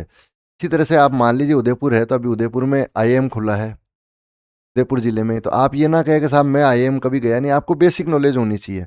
इसके अलावा वहाँ के फेमस उद्योग धंधे, आप किशनगढ़, अजमेर के निवासी हैं, तो आपको मार्बल के बारे में जानकारी होनी चाहिए। बगरू, आप कहते हैं मैं बगरू का रहता हूँ, तो आपको बगरू प्रिंट की बेसिक जानकारी होनी चाहिए, वर्तमान में जो चल रहा है। तो इसके अलावा हर जगह का एक इतिहास होता है। आप मान लीजिए बस्सी तुंगा के निवासी, तो तुंगा का युद्ध क्या हुआ था, आपको जानकारी होनी चाहिए। आप टोंक के रहने वाले हैं, तो आपको पता होना चाहिए सुनेरी कोठी नाम की एक वहाँ फेमस बिल्डिंग है, या अरबी फारसी शोध संस्थान कहाँ है। तो हर जिले में कोई ना कोई फेमस संस्थान है, फेमस व्यक्ति है। जमनालाल बजाज, तो जमनालाल बजाज कहाँ के हुए, मान लीजिए आप वहीं के रहने वाले हैं जहाँ के जमनालाल बजाज थे, तो आपसे पूछा जाए तो आप बताएं जमनालाल बजाज फला जगह से बिलोंग करते थे, ये चीज़ है। आप उदयपुर से रहने वाले हैं, तो उदयपुर का तो कहना ही क्या, मेवाड़ है पूरा, महाराणा प्रताप की यशोगाथा है, तो आपको जानकारी होनी चाहिए। आप कहें कि मैं राजसमंद में रहने वाला हूँ, तो आपको हल्दीघाटी का पता होना चाहिए, हल्दीघाटी, रक्त तलई। ये जीके के भी सवाल हैं, लेकिन उस पे आपको खास तौर पे फोकस। अजमेर है, अजमेर का क्या महत्व है कि साहब ख्वाजा साहब की दरगाह है, जगत पिता ब्रह्मा जी का मंदिर है, अकबर का किला है। आपका प्रेजेंटेशन बताना चाहिए कि अकबर का किला है, लेकिन किले तो कई जगह हैं, लेकिन सर थॉमस रो ने वहीं अनुमति ली थी, तो ये अकबर का किला हो गया। तो इसके अलावा जो भी खास चीज़ें हैं, आप सवाई माधोपुर के रहने वाले हैं, तो आपको सवाई माधोपुर का इतिहास भी पता होना चाहिए। आज के टाइम में सवाई माधोपुर पूरे देश में एक राष्ट्रीय पटल पे टाइगर के लिए बड़ा फेमस है, तो कितने टाइगर सफारी, क्या ज़ोन है। अब जो सवाई माधोपुर का निवासी नहीं है, उसको तो सिर्फ़ इतना पता है कि रणथंभौर राष्ट्रीय उद्यान है, इसकी स्थापना इस सन में हुई, इस अधिकारी ने करी। लेकिन अब आप सवाई माधोपुर के रहने वाले हैं, आपका गाँव रणथंभौर जो है नेशनल पार्क उसके पास अवस्थित है, तो आपको अब का आप किसान हैं, आम आदमी तो कहेगा हाँ सर अभ्यारण्य बनने चाहिए, नेशनल पार्क, सेंचुरीज़ बननी चाहिए, जीवों का संरक्षण होना चाहिए। लेकिन उन किसानों की ज़मीन जा रही है वहाँ पे, टाइगर वहाँ हमला करते हैं, वन्य जीवों और लोगों के बीच में आपसी संघर्ष हो रहा है। अब आपको उस एंगल से भी एक चीज़ सोचना पड़ेगा कि ये चीज़ है। आपके क्षेत्र में एक बहुत बड़ा फेमस बाँध है, लेकिन उस बाँध के फ़ायदे तो सबको है। आप बीसल टोंक में रहते हैं, बीसलपुर का बाँध बना, लेकिन उससे ज़मीनें गई, किसानों को क्या फ़ायदा है, क्या नुकसान है? तो वहाँ का जो एक लोकल मुद्दा होता है, वो बड़ा महत्वपूर्ण होता है, आपको उसका ध्यान रखना है, जो दूसरे लोग नहीं बता सकते, क्योंकि आप वहाँ रहते हैं, ऑन ग्राउंड आपको वास्तविक स्थिति पता है। सब चीज़ जो किताबों में बताई जाए, वो अच्छी नहीं होती है या बुरी नहीं होती है, वास्तविक क्या है, तो आपको आपके गृह क्षेत्र का पता होना चाहिए। एक, आप चूँकि पुलिस का इंटरव्यू दे रहे हैं, राजस्थान पुलिस में सब इंस्पेक्टर बनने जा रहे हैं, तो आपको वहाँ के अपराध पैटर्न का पता होना। कई बार आया है, कई गाँव थे जो आपराधिक गतिविधियों के लिए फ़ेमस थे। जैसे मैं आपको लेटेस्ट एक एग्ज़ाम्पल बता दूँ, झालावाड़ पुलिस द्वारा एक नया सवेरा अभियान चलाया जा रहा है, अभी अखबारों में आ रहा है। वहां कंजर जाति के लोग हैं, जंगलों में रहते हैं, लेकिन जंगल खत्म हो रहे हैं, पारंपरिक काम खत्म हो रहा है, तो वो चोरियों और अपराधों में, वेश्यावृत्ति में लिप्त हो गए, तो पुलिस उनके पुनर्वास के लिए काम कर रहे हैं। अब ये चीज़ उसी को पता होगी जहाँ इस पर्टिकुलर जाति के लोग रहते हैं, तो आपको ये चीज़ ध्यान रखना पड़ेगा। वहाँ के प्रसिद्ध व्यक्ति कौन कौन से हैं? आप भीलवाड़ा के हैं तो आपको पता रहना चाहिए भीलवाड़ा के प्रसिद्ध व्यक्ति कौन। भीलवाड़ा में आप मान लीजिए शाहपुरा तहसील के या उपखंड के रहने वाले हैं, तो आपको प्रताप सिंह बारेट की जानकारी होनी चाहिए, केसरी सिंह बारेट की जानकारी होनी चाहिए, जोरावर सिंह बारेट की जानकारी होनी चाहिए, इनके बलिदान के बारे में जानकारी होनी चाहिए, चेतावनी चूंटिया की जानकारी होनी चाहिए। या आप भीलवाड़ा के रहने वाले हैं तो आपको वहाँ के टेक्सटाइल उद्योग की जानकारी होनी चाहिए। तो ये एक महत्वपूर्ण चीज़ है, आपको अपनी जानकारी। खेती किस चीज़ की ज़्यादा होती है? आप जालोर के रहने वाले हैं तो आपको पता होना चाहिए वहाँ इसबगोल की खेती होती है।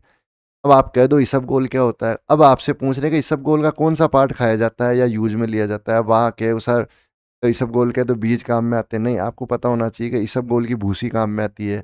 आप चित्तौड़ के रहने वाले हैं तो आपको चित्तौड़ का इतिहास तो पता होना ही चाहिए। साथ में चित्तौड़ में, निमाड़ा में, बेगू में अफीम की खेती होती है, तो आपको बेसिक नॉलेज होना चाहिए, क्योंकि ड्रग्स एक आज बहुत बड़ी समस्या हो गई है। आप पुलिस में जा रहे हैं, आपको नशे के विरुद्ध भी काम करना पड़ेगा। तो अभी तक आप पुलिस बने नहीं हैं, लेकिन आपके एरिया की समस्याओं का, आपराधिक पैटर्न का, उसके कारणों का निवारण, आपको मैं बता दूं सबसे ज़्यादा एनडीपीएस एक्ट जो मतलब मादक पदार्थों के मुकदमे होते हैं वो बेगू, निम्बाड़ा यहीं होते हैं। क्यों होते हैं? कि वहीं उत्पादन होता है, सरकारी उत्पादन होता है हालांकि, लेकिन उसमें फिर अफीम की और मादक पदार्थों को अवैध रूप से तस्करी होती है, पुलिस उनको पकड़ती है, उनके मुकदमे बनती है। तो ये सारी चीज़ें आपको ध्यान रखनी है। तो एक तरह से एक जो हर जीके की किताब में जिला दर्शन आता है वो आपका पूरा तैयार होना चाहिए, लेकिन वो जिला दर्शन कागजी रहेगा। आपको वहाँ की ऑन ग्राउंड हकीकत भी पता होनी चाहिए, वास्तविकता पता पड़े। जो आपके सामने आईजी साहब बैठे हैं वो चित्तौड़ के एसपी रहे हुए हैं, तो उनको पूरा वहाँ का पैटर्न पता है, एक एक चीज़ पता है। फिर वो आपसे पूछे, आपके मैं चित्तौड़ का रहने वाला हूँ, और वो आपको बताए एक तमिलनाडु से आए हुए अधिकारी हैं जिनको राजस्थान कैडर अलॉट हुआ, जिन्होंने चित्तौड़ एसपी के रूप में अपनी सेवाएं दी, वो आपसे ज़्यादा जानते हैं, और आप जन्म से वहाँ रह रहे हैं, 25 साल के आप युवा या युवती हैं, आप जानती नहीं, तो वो एक बड़ी अजीब बात हो जाए। आप कहे सर मैं अफीम नहीं खाता या नहीं खाती, नहीं खाती, लेकिन चित्तौड़ के हैं और पुलिस की तैयारी कर रहे हैं, तो आपको बेसिक नॉलेज इसकी होनी चाहिए। अब एक जो सवाल यक्ष प्रश्न कह दें या क्लासिक प्रश्न कह दें जो हर इंटरव्यू में पूछा जाता है, आप पुलिस में क्यों आना चाहते हैं या आप सब इंस्पेक्टर बनना क्यों चाहते हैं? हमारे साथी ये कहते हैं कि सर मेरे में देश की सेवा करने की बड़ी इच्छा है, वर्दी मुझे बचपन से लालायित करती है, या मैं वर्दी पहन के देश के दुश्मनों का नाश कर दूंगा, अपराध का नाश कर दूंगा। नहीं, जब आप जन्मे थे तो किसी ज्योतिषी ने ये नहीं कहा था कि ये बड़ा दिव्य बालक है और अपराधों का नाश करेगा। आप रामचंद्र जी या श्री कृष्ण नहीं है कि कंस का नाश करेंगे या रावण का नाश करेंगे, नहीं। आप बेसिक सा जवाब दीजिए, सर मैं युवा हूँ, मुझे नौकरी की तलाश है, मैं एलिजिबल कैंडिडेट हूँ, इसलिए मैं पुलिस में आना चाहता हूँ। कांस्टेबल है तो कहिए कि सर मैं ऑलरेडी पुलिस में सर्व कर रहा हूँ, क्यों मुझे सब इंस्पेक्टर बनने में 20 से 25 साल लगेंगे, लेकिन मुझे इसके ज़रिए एक मौका मिला है तो मुझे जल्दी प्रमोशन मिलेगा, तो मैं ज़्यादा अच्छी लाइफ में अपॉर्चुनिटी पा सकता हूँ। मान लीजिए आप थर्ड ग्रेड टीचर हैं या कहीं लिपिक लग रखे हैं, तो सर मैं भी थर्ड ग्रेड हूँ, इसकी तुलना में इसकी ग्रेड पे अच्छी है, इसमें प्रमोशन की संभावना अच्छी है, मैं सब इंस्पेक्टर बनूंगा तो मैं एडिशनल एसपी रैंक तक रिटायर हो सकूंगा और ज़्यादा वर्सेटाइल काम कर सकूंगा। आपको ये जवाब देने हैं, ये देशभक्ति के ना। फिर वो आपको कहेंगे कि अच्छा आपको वर्दी पहनने का शौक है तो फिर कांस्टेबल का एग्जाम दे लीजिए, आप क्या जवाब देंगे? अच्छा ठीक है, आप देश की सेवा करना चाहते हैं, तो क्या टीचर देश की सेवा नहीं करता है? वो ये पूछेंगे, टीचर भी करता है, वो बच्चों को शिक्षित कर रहा है। क्या फौजी देश की सेवा नहीं करता, आर्मी मैन, तो आप आर्मी में चले जाइए। क्या कोई नर्स या डॉक्टर सेवा नहीं करता है, तो आप नर्सिंग करके नर्स बन जाइए। तो हमें जो जवाब है हमारा तार्किक होना चाहिए, प्रैक्टिकल होना चाहिए।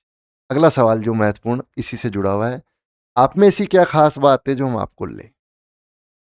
ये खास बात तो कुछ है नहीं क्योंकि अभी तक हम कैंडिडेट हैं, लेकिन अपना प्रेजेंटेशन अच्छा होना चाहिए।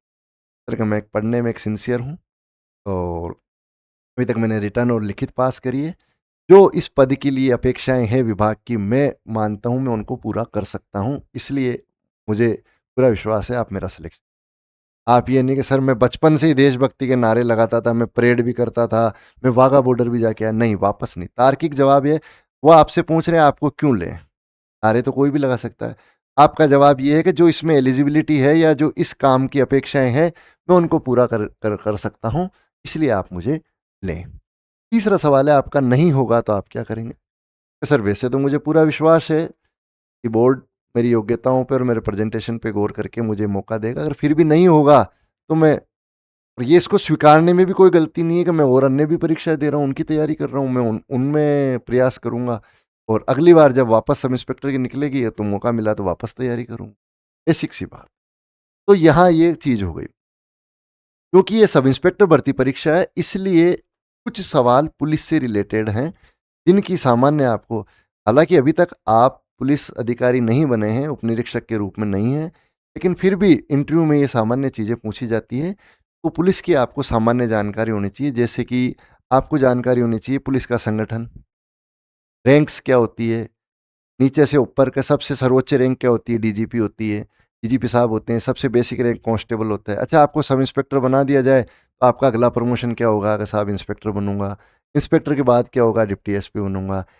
इन जो अलग अलग रैंक्स होती है, उनका क्रम क्या होता है, उनके वर्दी किस प्रकार की होती है, कि सब इंस्पेक्टर के 2 स्टार होते हैं, अब इंस्पेक्टर के भी 3 स्टार हैं, डिप्टी साहिबान जो डीएसपी उपाधीक्षक पुलिस जिनको कहते हैं उनके भी 3 स्टार है, उनकी वर्दी में क्या अंतर है, एसपी साहब में और डीआईजी साहब की वर्दी में क्या अंतर है, आईजी साहब किस तरह की वर्दी धारण करते हैं, डीजी साहब किस तरह की वर्दी धारण करते हैं, ये आपको सामान्य जानकारी होनी चाहिए।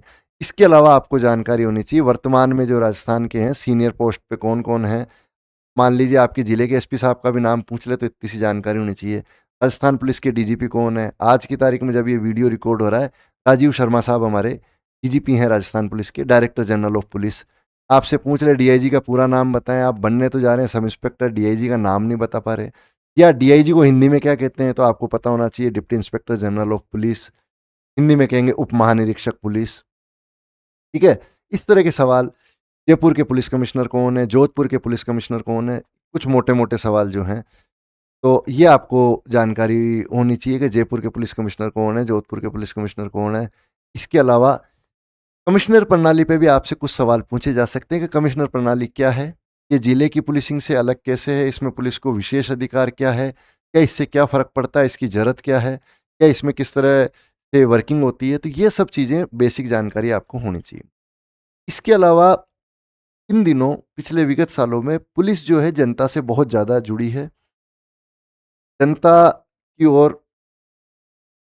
पुलिस ने अपना कदम बढ़ाया, एक्सेस ईजी हुआ है। तो कई सारे पोर्टल होते हैं, आपको उनकी जानकारी होनी चाहिए। 112 क्या है, 1090 क्या है, 1098 क्या है, चाइल्ड हेल्पलाइन है तो 1098 उसका नंबर है, बालिका हेल्पलाइन का क्या नंबर है। इसके अलावा कई सारे पोर्टल है, राजस्थान संपर्क पोर्टल है, राजस्थान पुलिस पोर्टल है, राजकोप सिटीजन ऐप है। ठीक है, साइबर क्राइम एक बड़ा महत्वपूर्ण सा है, तो आपको एक नागरिक के तौर पे साइबर क्राइम की बेसिक जानकारी होनी चाहिए, क्योंकि अभी आप नागरिक हैं तो साइबर क्राइम से पीड़ित हो सकते हैं, और जब आप पुलिस अधिकारी बन जाएंगे तो आपको साइबर क्राइम से डील करना पड़ेगा। साइबर क्राइम किस प्रकार के होते हैं, कैसे होते हैं, इनके लिए कई सारी टर्मिनोलॉजी बना रखी है, फिशिंग, सलामी अटैक, विशिंग, मालवेयर, फर्मवेयर, ठीक है, सेक्सटॉर्शन, ये कई सारे आपको टर्म हैं। तो जब आप मॉक इंटरव्यू या इस तरह की तैयारी करेंगे तो आपको बताए जाएंगे, और या जो भी लोग इस वीडियो को देख रहे हैं गूगल के माध्यम से या किसी एक्सपर्ट के माध्यम से इनकी जानकारी हासिल कर लें। प्लस साइबर क्राइम इतना बढ़ गया है, तो साइबर क्राइम से बचाव के क्या उपाय हैं, राजस्थान सरकार ने या केंद्र सरकार ने कई सारे पोर्टल बना रखे हैं, जैसे cybercrime.gov.in, 1930 एक नंबर दे रखा है, पोर्टल है जहां साइबर क्राइम की शिकायत का रजिस्ट्रेशन कराया जा सकता है। I4C एक पोर्टल है, साइबर दोस्त एक पोर्टल है, CIR पोर्टल है, चक्षु पोर्टल, कई तरह के इस तरह के पोर्टल है जो साइबर क्राइम से बचाव के लिए काम करते हैं। आपने भी गौर किया होगा, अखबारों में भी आता है या अधिकारी गण भी कहते हैं, पुलिस महिला और बालकों की सुरक्षा के बारे में विशेष रूप से अपना ध्यान केंद्रित कर रही है। तो महिला और बालकों संबंधी क्या अपराध हैं, क्या कानून है? अब आप वापस ये कहेंगे कि सर अभी हम पुलिस अधिकारी बने थोड़ी हैं, लेकिन एक नागरिक होने के नाते आपसे अपेक्षा की जाती है आपको इसको इनकी जानकारी हो। तो जे एक्ट, जिसे वो किशोर न्याय अधिनियम कहते हैं, वो क्या होता है, POCSO act, protection of the children from sexual offence, लैंगिक अपराधों से बालकों का संरक्षण अधिनियम 2012, उसकी बेसिक जानकारी हो। इसके अलावा भारत सरकार का एक बहुत बड़ा प्रोजेक्ट था जो लागू हुआ है वर्ष 2024 में, पुराने कानूनों को बदलकर 3 नए कानून लागू किए हैं। 3 नए कानून, बीएनएस, बीएनएसएस और बीएसए, भारतीय न्याय संहिता, भारतीय नागरिक सुरक्षा संहिता और भारतीय साक्ष्य अधिनियम। पुराने अंग्रेजी दौर के जो कानून थे उनको रिप्लेस करके नए कानून लागू किए हैं भारत सरकार ने, भारत की संसद ने। तो ये कानून क्या है, इनके, अब ये नए कानून बने तो इनके विशेष प्रावधान क्या है। हालांकि ये सब चीज़ें अभी आप घबराएं नहीं कि इतना ज़्यादा बता रहे हैं, लेकिन इनकी बेसिक जानकारी आपको रखनी चाहिए। आपको जहाँ भी आप पढ़ रहे हैं, जिस भी माध्यम से आप पढ़ रहे हैं, या आप इस संस्था में भी मॉक इंटरव्यू देंगे तो आपको बताया जाएगा, आपको जानकारी होनी चाहिए। इसके अलावा पुलिस से संबंधित योजनाएं, राज्य सरकार और केंद्र सरकार की हर बार बजट घोषणाएं होती है। जैसे मोदी जी ने अपने भाषण में खुद कहा है स्मार्ट पुलिसिंग। स्मार्ट पुलिसिंग क्या है, इसका क्या मतलब होगा, एम का क्या होगा, ए का मतलब क्या होगा, स्मार्ट पुलिसिंग क्या क्या है, क्या क्या योजनाएं हैं, पुलिस के लिए क्या योजनाएं हैं, और पुलिस कौन कौन सी योजनाएं आम आदमियों के लिए चला रही है, तो वो आपको ध्यान रखना पड़ेगा। थोड़ी सी उनको बेसिक जानकारी, क्योंकि ये जीके का भी सवाल है, प्लस आप पुलिस अधिकारी बनने जा रहे हैं तो आपको इसका भी ध्यान रखना पड़ेगा कि क्या क्या योजनाएं हैं। इसके अलावा आपके क्षेत्र की कानून व्यवस्था, कुछ क्षेत्र ऐसे हैं जहाँ पर्टिकुलर कुछ अपराध ज़्यादा होते हैं, तो उसका क्या कारण, माइनिंग होती है, वहाँ गांव वालों और माइनिंग जो अथॉरिटी है उनके बीच में टकराव होता है। इसी गांव, शहर, कस्बे में या एरिया विशेष में चोरियां ज़्यादा होती है, कहीं वेश्यावृत्ति की घटनाएं ज़्यादा होती है। कुछ गांव ऐसे हैं जो साइबर क्राइम का हब बन चुके हैं, जैसे जामताड़ा एक शहर, एक जगह है, वहाँ हो चुका है। इसी तरह से राजस्थान का मेवात का जो क्षेत्र है वो साइबर क्राइम का बड़ा हब बन चुका है। मान लीजिए आप मेवात क्षेत्र से अलवर या भरतपुर के निवासी हैं, इसके क्या कारण है, क्या पृष्ठभूमि है, आपको इसकी सामान्य जानकारी होनी चाहिए। इसके अलावा एआई, आप नए आ चुके हैं तो आपको एआई की सामान्य जानकारी भी होनी चाहिए, प्लस पुलिस में एआई के क्या प्रयोग होते हैं या क्या प्रयोग किए जा सकते हैं। काल्पनिक क्वेश्चन भी हो सकता है। अभी कई जगह है, जैसे जंतर मंतर पे जो सीजेपी का प्रोटेस्ट हुआ था, तो एआई तकनीक से फेस रिकॉग्नाइज किए जा रहे हैं। एक कैमरा है जो वहाँ जो जनता है उसके चेहरे रिकॉर्ड कर रहा है और अपने डेटा से वो निकाल रहा है इसमें से कोई अपराधी तो नहीं है, हिस्ट्री शीटर तो नहीं है। इस तरह से कई सीसीटीवी फुटेज लेना, सीडीआर लेना, या जो भी इंटरनेट है उसके माध्यम से अपराध का अनुसंधान करना, अपराध रोकना, तो इसकी बेसिक नॉलेज आपको होनी। इसके अलावा कुछ लैंडमार्क केसेज है। लैंडमार्क केसेज का मतलब, जिस तरह से जब आप संविधान पढ़ते हैं तो केशवानंद भारती केस का अक्सर जिक्र होता है, गोलकनाथ केस का अक्सर जिक्र होता है, उसी तरह से पुलिस सुधार के बारे में या पुलिस के बारे में कई सारे लैंडमार्क केसेज हैं, उनमें से उनकी आपको जानकारी होनी चाहिए। जैसे पुलिस सुधारों के बारे में प्रकाश सिंह जी का केस है, प्रकाश सिंह बनाम उत्तर प्रदेश सरकार, या साइबर क्राइम के बारे में एक आईटी की धारा है 66 है, उसके बारे में एक लैंडमार्क केस है, श्रेया सिंघल बनाम महाराष्ट्र सरकार। इस तरह के कई सारे क्षेत्र केस है। मानवाधिकारों के बारे में कई सारे केस हैं, उनकी आपको जानकारी होनी चाहिए, वो आपको मॉक इंटरव्यू के टाइम में अलग से बताया जाएगा। तो आपको ये खास खास चीज़ें हैं जो पुलिस के बारे में एक सामान्य नागरिक होने के नाते, एक परीक्षार्थी होने के अभ्यर्थी होने के नाते आपको जानकारी होनी चाहिए। क्योंकि इंटरव्यू में आप एक चीज़ श्योर मान लें, इंटरव्यू में कम से कम एक बोर्ड मेंबर हैं, वो वरिष्ठ पुलिस अधिकारी, डीआईजी, आईजी या एडीजी रैंक के जरूर होंगे। वो आपसे इन बारे में पूछ सकते हैं। पता पड़ा जो अधिकारी आपके सामने बैठे हैं वो साइबर क्राइम के एक्सपर्ट हैं, फिर वो आप पे साइबर क्राइम से बात करेंगे, तो आपको बेसिक नॉलेज हो, पता पड़ेगा आप वहाँ बता नहीं पा रहे, तो आप असहज हो जाएंगे, थोड़ा सा आपका इंटरव्यू अच्छा नहीं जाएगा। तो बेसिक इस पे बात करें। तो ये चीज़ें आपको ध्यान रखनी। आगे चलते हैं हम। अब जब सब इंस्पेक्टर भर्ती होती है तो सब इंस्पेक्टर भर्ती में काफ़ी सारे जो कैंडिडेट होते हैं वो पुलिस कांस्टेबल्स होते हैं या पूर्व में सेवारत कर्मचारी होते हैं। पुलिस कांस्टेबल हैं, मिनिस्टोरियल स्टाफ हैं या टीचर्स हैं। तो आप जिस भी विभाग के कर्मचारी हैं उस विभाग की सामान्य जानकारी आपको होनी चाहिए। मान लीजिए आप टीचर हैं, विद्यालय में काम कर रहे हैं, तो आपको एनईपी की जानकारी हो। आपसे पूछ ले एनईपी क्या है और आपके मेरे को नहीं पता, या एसएमसी क्या है, न्यू एजुकेशन पॉलिसी क्या है, या स्कूल मैनेजमेंट कमेटी क्या होती है, किस तरह की कौन सी पॉलिसीज चल रही है आपके विभाग में, या आप कुछ और काम कर रहे हैं और महकमे में हैं, वहाँ क्लर्क हैं, बाबू हैं, तो आपको उस महकमे के सामान्य क्रियाकलापों की जानकारी होनी चाहिए। लेकिन सबसे महत्वपूर्ण चीज़ आती है पुलिस के लिए। जो भी पुलिस के कांस्टेबल इंटरव्यू में अपीयर हो रहे हैं, कई बार ये देखा गया है, पूर्ववर्ती 2-3 इंटरव्यूज़ में मैं कई लोगों के संपर्क में हूँ जो पुलिस में थे, सेलेक्ट भी हुए और रिजेक्ट भी हुए। तो उनसे पुलिसिंग के बारे में अक्सर पूछा जाता है, आपसे अपेक्षा की जाती है कि अगर आप पुलिस कांस्टेबल हैं, पिछले 5 साल से पुलिस में नौकरी कर रहे हैं, तो आपको पुलिस के बारे में बेसिक जानकारी आवश्यक रूप से होनी चाहिए। पुलिस थाने का गठन किस प्रकार से होता है? मैं ये जो फ़ोकस कर रहा हूँ, मेन फ़ोकस कर रहा हूँ उन कैंडिडेट्स के लिए जो वर्तमान में पुलिस में काम कर रहे हैं, एज़ ए कांस्टेबल काम कर रहे हैं। कई बार एएसआई रैंक के होते हैं, अब तो एएसआई भर्ती बंद हो गई। या कई लोग जो आर्मड पुलिस में अपना रैंक सुधारने के लिए सिविल पुलिस में आने के लिए वापस आ रहे हैं। तो आपको पुलिसिंग की बेसिक जानकारी होना अति आवश्यक है।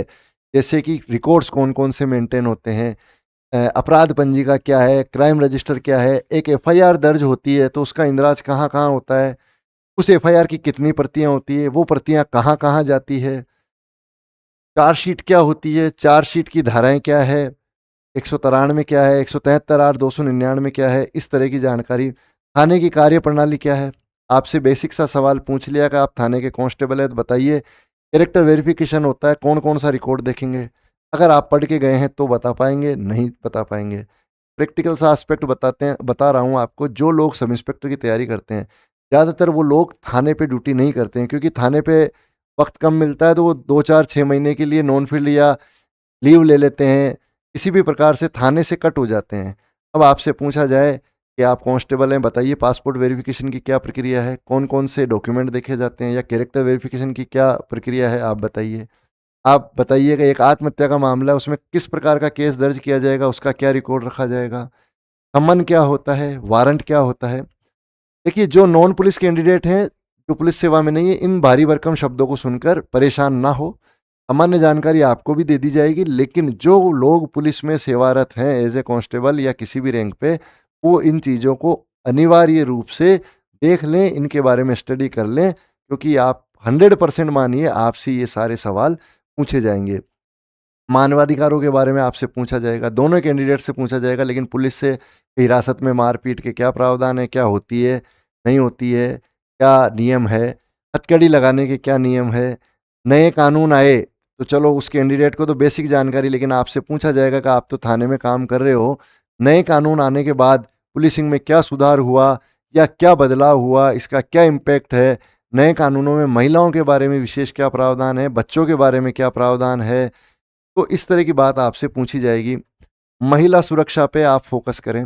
इसके अलावा थाने में कई तरह के जो नवाचार हुए हैं, स्वागत कक्ष के बारे में आपको जानकारी होनी चाहिए। थाने का जो कंप्यूटर सिस्टम है, पोर्टल है, वो सीसीटीएनएस होता है। सीसीटीएनएस का पूरा नाम क्या है, सीसीटीएनएस में क्या-क्या काम होता है, किस तरह से कार्रवाई की जाती है, ये आपको आना चाहिए। इसके अलावा मान लीजिए आप जिस थाने में पोस्टिंग है, तो उसके बारे में भी आपको जानकारी होनी चाहिए।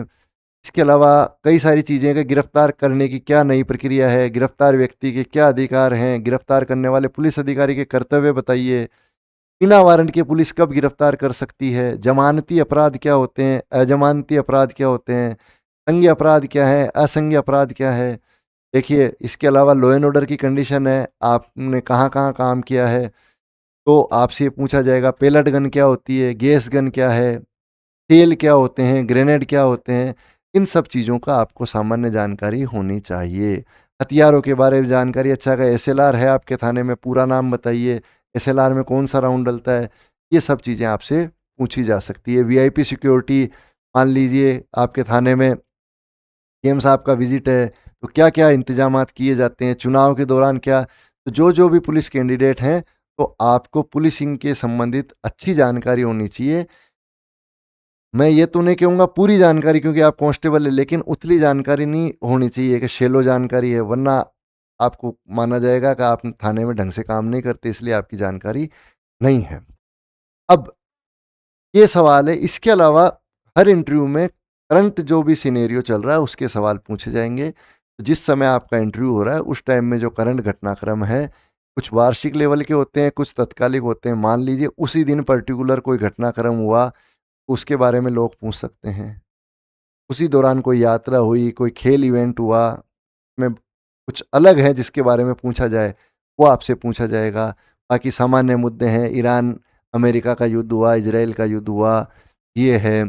इसके अलावा एआई के बारे में आप अनिवार्य रूप से पढ़ें। सभी कैंडिडेट्स को मैं आपको सलाह दूंगा कि अनिवार्य रूप से आप एआई के बारे में जानकारी लें, एआई किस तरह से काम करता है, भविष्य में क्या संभावनाएं हैं, तो उन पे आपको बात करना है। अभी मान लीजिए, अभी के रिसेंट चीज़ें मैं आपको बता दूं, इस बार बरसात कम हो रही है, साइंटिस्ट कह रहे हैं अल नीनो है साहब, इसलिए कम हो रही है। पीओके में चुनाव हुए, पीओके की जो जनता है और पाकिस्तान जो सरकार है उसके बीच में विवाद हो रहा है। पाकिस्तान, सऊदी अरेबिया, तुर्की के बीच में मक्का समझौता हुआ, क्योंकि ये भारत की सुरक्षा को भी प्रभावित करता है, तो राष्ट्रीय हितों को, भारत की विदेश नीति को तो आपको जानकारी होना चाहिए मक्का समझौता क्या है। अभी आप देख रहे हैं सीजेपी का प्रोटेस्ट चल रहा है।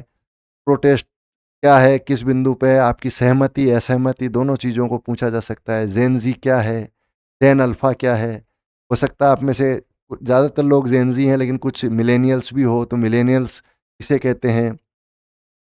अभी रिसेंटली कई मामलों में सुप्रीम कोर्ट ने अलग अलग निर्णय दिए, महिलाओं के मंदिर के प्रवेश के मामले पे, और कई सारे और अलग मुद्दे हैं जो लैंडमार्क केसेज हैं। पुलिसिंग के अलावा भी आपको उन सब की जानकारी होनी चाहिए। तो करंट का आपको नॉलेज रखना है, उस समय क्या चल रहा है। कई बार पर्टिकुलर उसी 2 दिन में कोई घटनाक्रम हुआ, अखबार में आ रहा है, तो आपको उसके बारे में एक्टिव अलर्ट होना चाहिए, उसकी पृष्ठभूमि का आपको जानकारी होनी चाहिए, ताकि आप उसको जवाब को बेहतर तरीके से दे सकें। इसके अलावा अब जो अगले सवाल हैं वो सिचुएशनल सवाल दिए जाते हैं। सिचुएशनल सवाल बेसिकली यही है कि आप एक थाने के थानाधिकारी हैं, दो अलग अलग जाति के एक युवक और युवती शादी करके आ गए, दोनों जाति के लोग आ गए, युवक युवती के माता पिता कह रहे हैं इसे हमारे सुपुर्द किया जाए, युवती कह रही है कि मैं अपने पति के साथ ही जाना चाह रही हूँ, युवती के माता पिता रो रहे हैं। अब आपको जवाब देना। या आपके यहाँ एक धरना प्रदर्शन हो रहा है, एक फैक्ट्री लगी है जिसने सरकार से अनुमति ले ली, ग्रामीण फैक्ट्री का विरोध कर रहे हैं। अब सिचुएशनल सवालों में आपको अपने व्यक्तिगत मूल्यों पे बात नहीं करनी। आप क्या सोचते हैं, आप कह सकते हैं कि हाँ हाँ सर, अलग जाति के लड़के लड़की से शादी नहीं करनी चाहिए, उसके माता पिता रो रहे हैं, ये गलत बात है, उसके माता पिता के साथ जाना चाहिए। नहीं, आपका जो जवाब है वो संविधान के आलोक में होना चाहिए, कानून के आलोक में। सर लड़की वयस्क है, लड़का वयस्क है, यदि वह विधिवत साथ रहना चाहते हैं तो वो साथ रहने चाहिए। और बीइंग ए पुलिसमैन, जब आप ड्यूटी ज्वाइन करेंगे तो आपकी ड्यूटी यही रहेगी, वो जहाँ जाना चाहे वो जाना चाहे। इसके विपरीत एक लड़की है, वो कहती है कि मैं इस व्यक्ति के साथ रहना चाहती हूँ, लेकिन उस वो 17 वर्ष की है, तो वहाँ अब आप एक तरफ तो कह रहे हैं कि लड़की को जाने देना चाहिए, लेकिन जो ही वो 17 साल की है या 18 से कम है, आपका प्रोस्पेक्टस चेंज हो गया। कानून ये कहती है कि 18 वर्ष की बालिका की सहमति इन मामलों में नहीं है। आप संबंधित जो भी बाल कल्याण समिति है उसके समक्ष पेश करेंगे, वो ये कहेगा मैं प्रेमी के साथ जाना चाहती हूँ या किसी के, नहीं, वहाँ चीज़ ये नहीं होगी। फैक्ट्री है, फैक्ट्री का विधिवत आवंटन हुआ है, सारे उसने जो नॉर्म्स हैं सरकार के या नियमों के वो पूरे किए हैं, तो फैक्ट्री खुलेगी। आप ये नहीं कह सकते। हाँ, आप वार्ता कर सकते हैं, संवाद कर सकते हैं, उसको सुलझाने का प्रयास करेंगे। सरकारी पक्ष है, फैक्ट्री है, उसके जो मैनेजमेंट है और आप हैं, ग्रामीणों को समझाएँ, ये चीज़ इस तरह से है। कई बार ये है, बालक है कोई, उसकी कस्टडी है, अब आप पुलिसमैन हैं, आप डिसाइड ही नहीं कर सकते, कस्टडी न्यायालय लेगा। तो आपको एथिकल डिलेमा का मतलब है आपकी नैतिकता पे, आप, अब शराब है कि शराब बिकनी चाहिए या नहीं बिकनी चाहिए। अब आप अगर शराब नहीं पीते हैं तो आप कहेंगे कि नहीं बिकनी चाहिए, शराब अवैध है। आप पीते हैं तो हाँ साहब बिक नहीं। में बेसिक बात है कि जो नियमानुसार जिनका आवंटन हुआ है वो दुकानें चलेगी। उल्टा पुलिस का कर्तव्य है तो वो दुकानें नियमानुसार चले, वरना, और जो अवैध चल रही है, बिना परमिशन की चल रही है, बिना लाइसेंस की, वहाँ पुलिस का कर्तव्य उनको पकड़े। तो आपको देखिए, बिक दोनों दुकान पे शराब रही है, लेकिन जो वैध दुकान है उसके जो लाइसेंस धारक है उसके हितों की रक्षा करनी है। नियमानुसार वो शराब की बिक्री निर्धारित समय पर निर्धारित नियमों के हिसाब से हो। लेकिन वही शराब किसी दुकान पे अवैध रूप से बिक रही है, किसी बालक को बेची जा रही है, तो वहां आपको रोकना है। इस तरह के इथिकल डिलेमा के कई सारे सवाल होंगे, नैतिक दुविधाओं के, लेकिन आपको आपका जो जवाब है वो संविधान के आलोक में होना चाहिए, कानूनों के आलोक में होना चाहिए। व्यक्तिगत मूल्यों को हावी नहीं होने देना है। आपको क्या लगता है ये महत्वपूर्ण नहीं है। कानून क्या कहता है ये महत्वपूर्ण चीज़ है, आपको ये ध्यान। तो ये मोटे-मोटा हमने इंटरव्यू में किस तरह के सवाल पूछे जाते हैं, क्या-क्या पूछे जाते हैं, आपको किस तरह से उनको डील करना है, उस पर हमने चर्चा करी। और केवल आप ये वीडियो एक बार देखेंगे, 2 बार देखेंगे तो ये चीज़ नहीं होगा। जो-जो बिंदुओं पर हमने चर्चा करी, हमें उन बिंदुओं का अभ्यास करना पड़ेगा। तैरना क्या है, हाथ को सीधा करो और चलाते जाओ, नहीं, इससे तैरना नहीं आएगा। तैरने के लिए आपको पानी में उतरना पड़ेगा। या मोटरसाइकिल कैसे चलाते हैं कि धीरे-धीरे क्लच छोड़िए, धीरे-धीरे एक्सीलेटर को आगे बढ़ाइए, नहीं, आप है आपको धीरे-धीरे आप जब रोज़ चलाएँगे तो आप यूज़्ड टू होंगे कि आपका एक्सीलेटर और जो क्लच है दोनों के बीच में बैलेंस होगा आपकी बॉडी का, तभी आप मोटरसाइकिल चला पाएँगे। वरना आप रोज़ पढ़ लें कि हाँ, मैं धीरे-धीरे नहीं, या तैरना सीखना है तो पानी में उतर के धीरे-धीरे जो अभ्यास है, इसका आप बार-बार अभ्यास करेंगे। कुर्सी पे बैठने का अभ्यास जो बात हमने करी, एंट्री किस तरह से करनी है, जवाब किस तरह से देना है, इन सब चीज़ों का आप अभ्यास करेंगे तो ये होंगे। कुछ सामान्य आपको दिशा निर्देश है वो मैं आपको बता दूं जिसकी आपको पालना करनी है। देखिए, वहाँ खुद को देशभक्त या ईमानदार साबित करने की कोशिश ना। आप ईमानदार हैं, अच्छी बात है। लेकिन बार-बार अपनी बातों को नहीं, नहीं सर मैं इसको ये नहीं, नहीं, बिल्कुल नहीं करें। दूसरा, धार्मिक ना बने। आपकी धार्मिक आस्था जो है वो ठीक है, उस पे कोई प्रश्न नहीं उठाते हैं। लेकिन धर्म के चश्मे से या अपने धार्मिक एटीट्यूड को वहाँ ना रखें। आपका एटीट्यूड संवैधानिक एटीट्यूड होना चाहिए, लीगल एटीट्यूड होना चाहिए।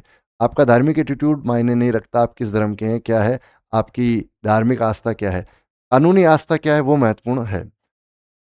अगला, एक है आपको कुछ पूछा जा रहा है, आपको अगर कुछ आता है तो बात बताएँ, नहीं तो ज़्यादा गेस ना करें। हमारी सामान्य भाषा में इसको कहेंगे कि टप्पे मारने की कोशिश ना करें। हाँ, हाँ सर ये।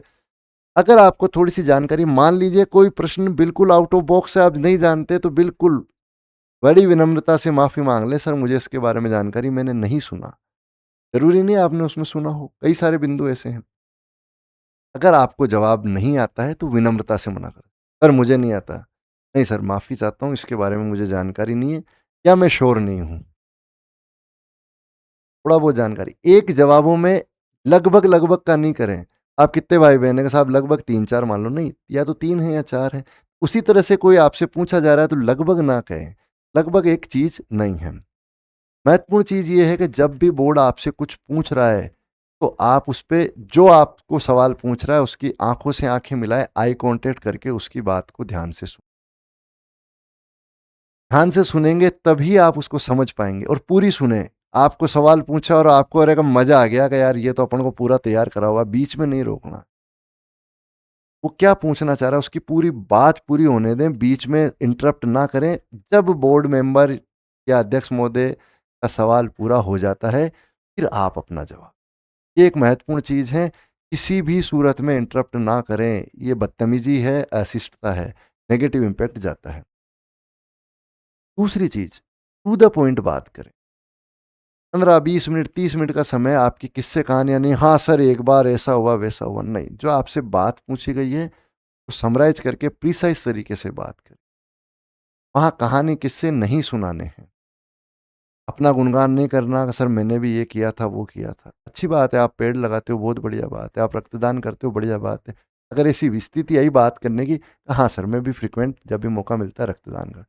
अब साहब एक बार क्या है, बरसात हो रही थी, लेडी थी, प्रेग्नेंट थी, डिलीवरी होनी थी, किसी का नहीं था, फिर वहाँ से 4 किलोमीटर दूर, फिर मैं यूँ, नहीं भई आपने अच्छा काम किया, अच्छी बात है, गुणगान नहीं करना।